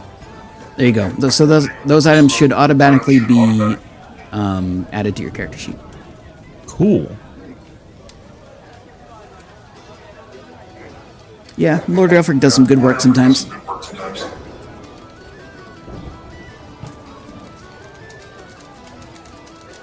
The dice things are cool. Yeah. Is it supposed to add to the armor class? 'Cause Took her microphone.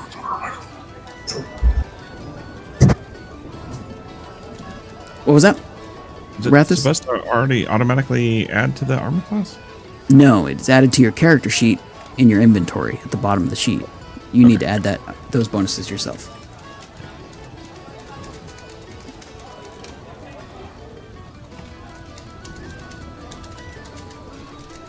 I don't think there's a way to blanket add bonuses to your saves, so you may have to just remember that you're wearing a cloak of protection for your saves.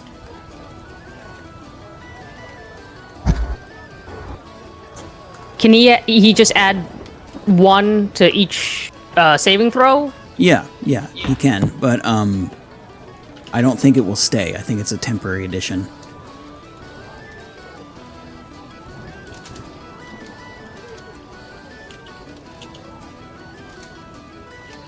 Oh, gotcha. That's right. They're not right.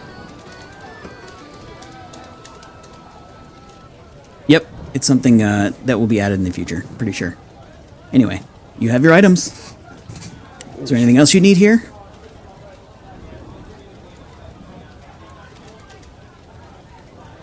Mine didn't appear. Didn't? No. I will check. Should I reload it? Give me a sec. I see it. Close your character sheet and open it again. And you're looking in quest line, right? Yes. Should be at the bottom, the very bottom. Give me 1 second. I'm reloading it.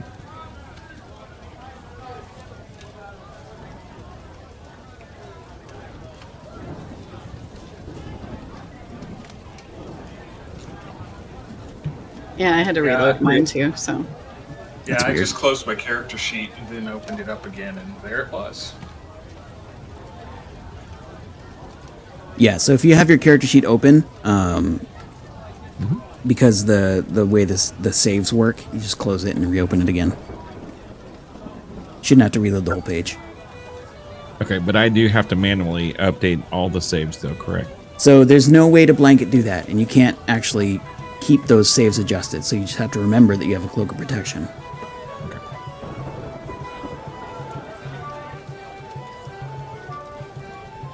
But I can add one to the armor class, though, yes? Yes, you can. Also, that cloak of protection requires attunement. I don't know if I put that on the item. No. I will do that right now. Does that mean he has to sleep next to it and hold it like a blankie? That is one way to attune to it. The other way would be to, like, just, spend time with it, call it pretty names. Build a summer home together. Yeah, there you go. No, it basically Arathis and his blankie. it basically just takes an hour to attune to it. Okay. I'll definitely wear it for an hour then. And then never wear it again, regardless of the protection it gives you. I'm done with you. Spiteful. Does it retain its abilities when he dyes it black? Yep. Okay. Does You know. it just turn black the moment he finishes attuning to it?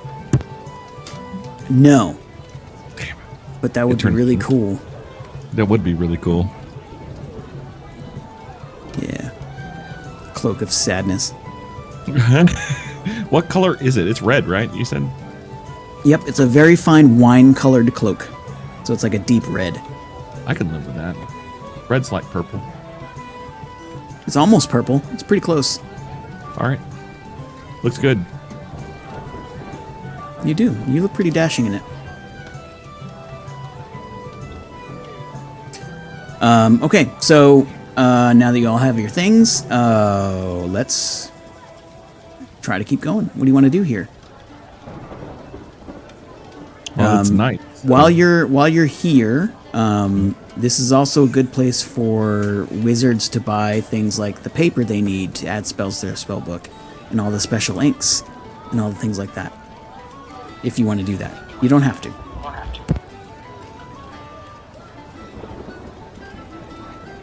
I'm just thinking how much money I have left over. Let's see. All right, I need to replace a whole quiver of arrows. That should be pretty cheap. Okay, I have ink, an ink pen, but I don't have any special stuff. I have parchment. I don't have any. I haven't looked any of that up. How much it costs, though. And while I'm at the Boyer, I'll just get it. It's 1 gold for a quiver. Okay. I will have I'll have the bow re-resined and all that stuff. 5 copper for that. Just weapon maintenance.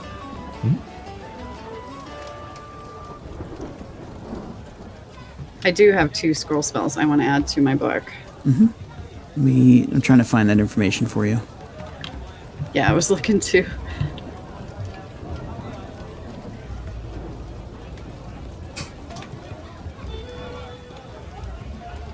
Okay, here it is. I will paste it in Discord, and we can manage that later, Okay, cool. if you can afford it.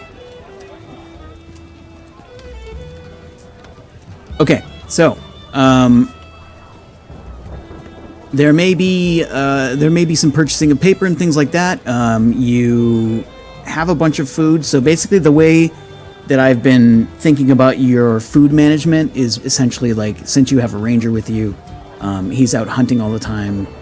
He takes like an hour or 2 every day to go see if he can find some game or some berries or something like that. So you're always like switching out your rations so they don't go bad. You know what I mean?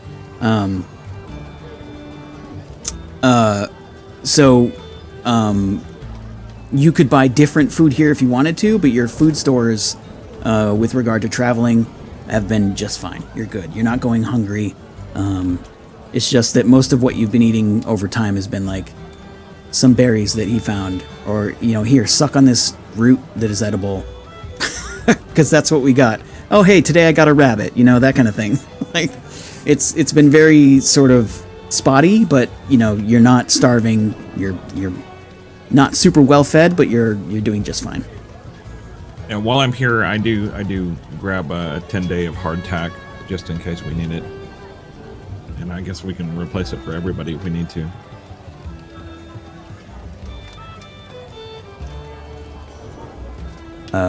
Okay. Whatever you need. Let's see. So 10-day would be like, what, 2 weeks? Or 10 days? Yes, 10 days. A 10-day would be 10 days. Yes. I know, it's weird. I know. Give me 1 second. I'll try to find the cost. But yeah, I'll replace it for everybody. So just in case, you know. Because I know my cooking skills aren't all that.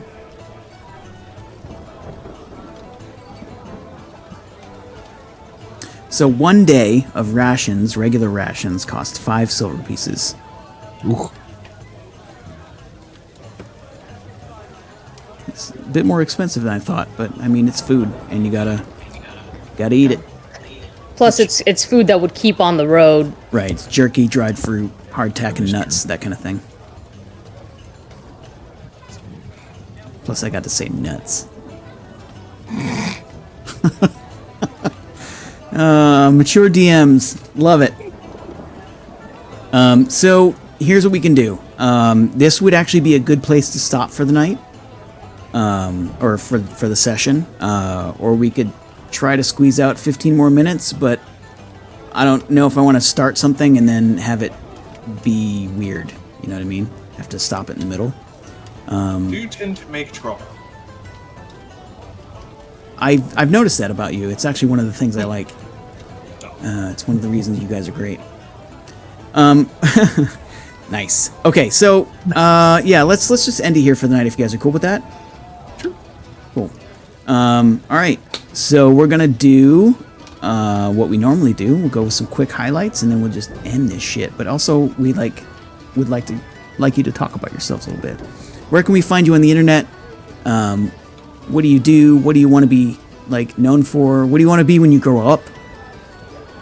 Definitely not a Toys R Us kid, because that's stupid, and it didn't work out for me. They're out of business. Yeah. The fuck?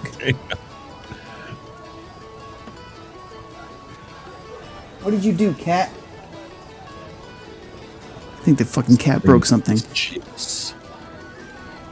Anyway, I'll go check on that in a little bit, but yeah, you're over here now because you're embarrassed. He's like, sorry, I didn't mean to break it. This is me, my strong ass tail. Anyway, so let's start with we'll do like we did at the beginning. We'll start with Beacon today, Okay. and talk a little bit about yourself. What was your highlight? Whatever order you want, do your thing, man. You be you. Here I am, doing the thing. Yes. I'm player1_ATX. I do have a Twitch channel that is woefully dusty, but I'm gonna work on that. In the meantime, I am a DJ, and if you want to hear any of my fun mixes, you can check them out at DJ Player One. That's PLAYERONE.com. As far as my highlights for the night, I always do enjoy, as much as like I try to, as much as I like to protest in the moment, I do enjoy combat where my character almost dies. having that moment to like look at the banshee and just be incredulous at the fact that she actually came over and touched me, and then fall over dead was pretty funny to me. So I appreciated that. Also, some of these updates to Questline are very nice. Thank you, Lord Alfred. They're very lovely. I enjoyed playing with them. And, of course, I always enjoy my co-conspirators, and I am very thankful to all the people who come and watch us. Thank you so much for being here. That was so eloquent. I don't know what to do with it. So, I guess we'll go to the next person? Sounds fair. It's good playing. It's fun.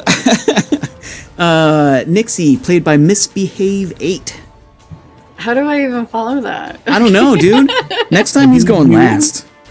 I was excited to see Marcus fight in a gladiator arena, and I like how you did it.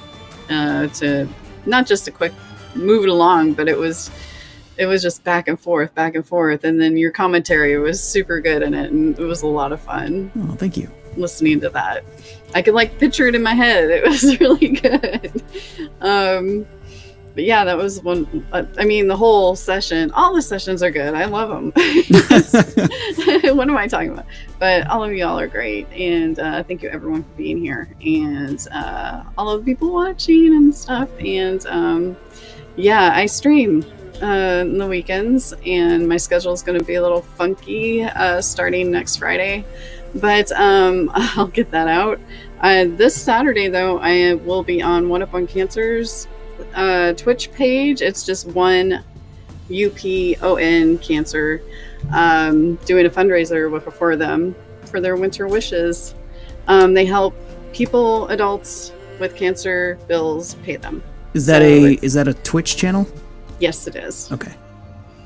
I should have given that to you. My brain has been. I got you. But yeah, Sunday will be Fallout 4, and then every other. When we're not on D&D, I do a cozy stream of something. So yeah, that's about it for me. Awesome, excellent. Thank you very much, Marcus. You're next, being played by Tucker Kratt.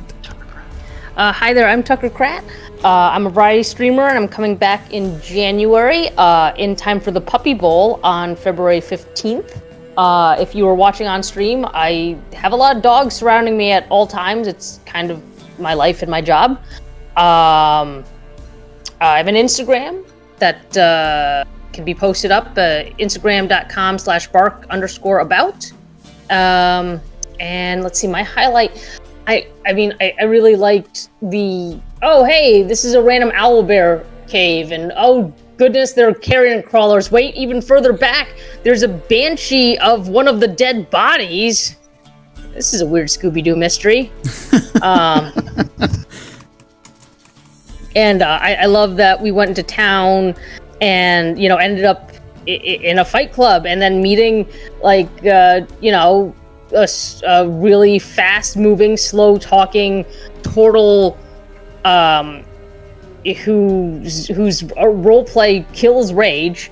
That part I don't like so much, but it's just so fun and flavorful how you take these details and bring them to like a very engaging level, and that is it for me. Well, thank you very much. That's very kind of you. No, you. Shut down.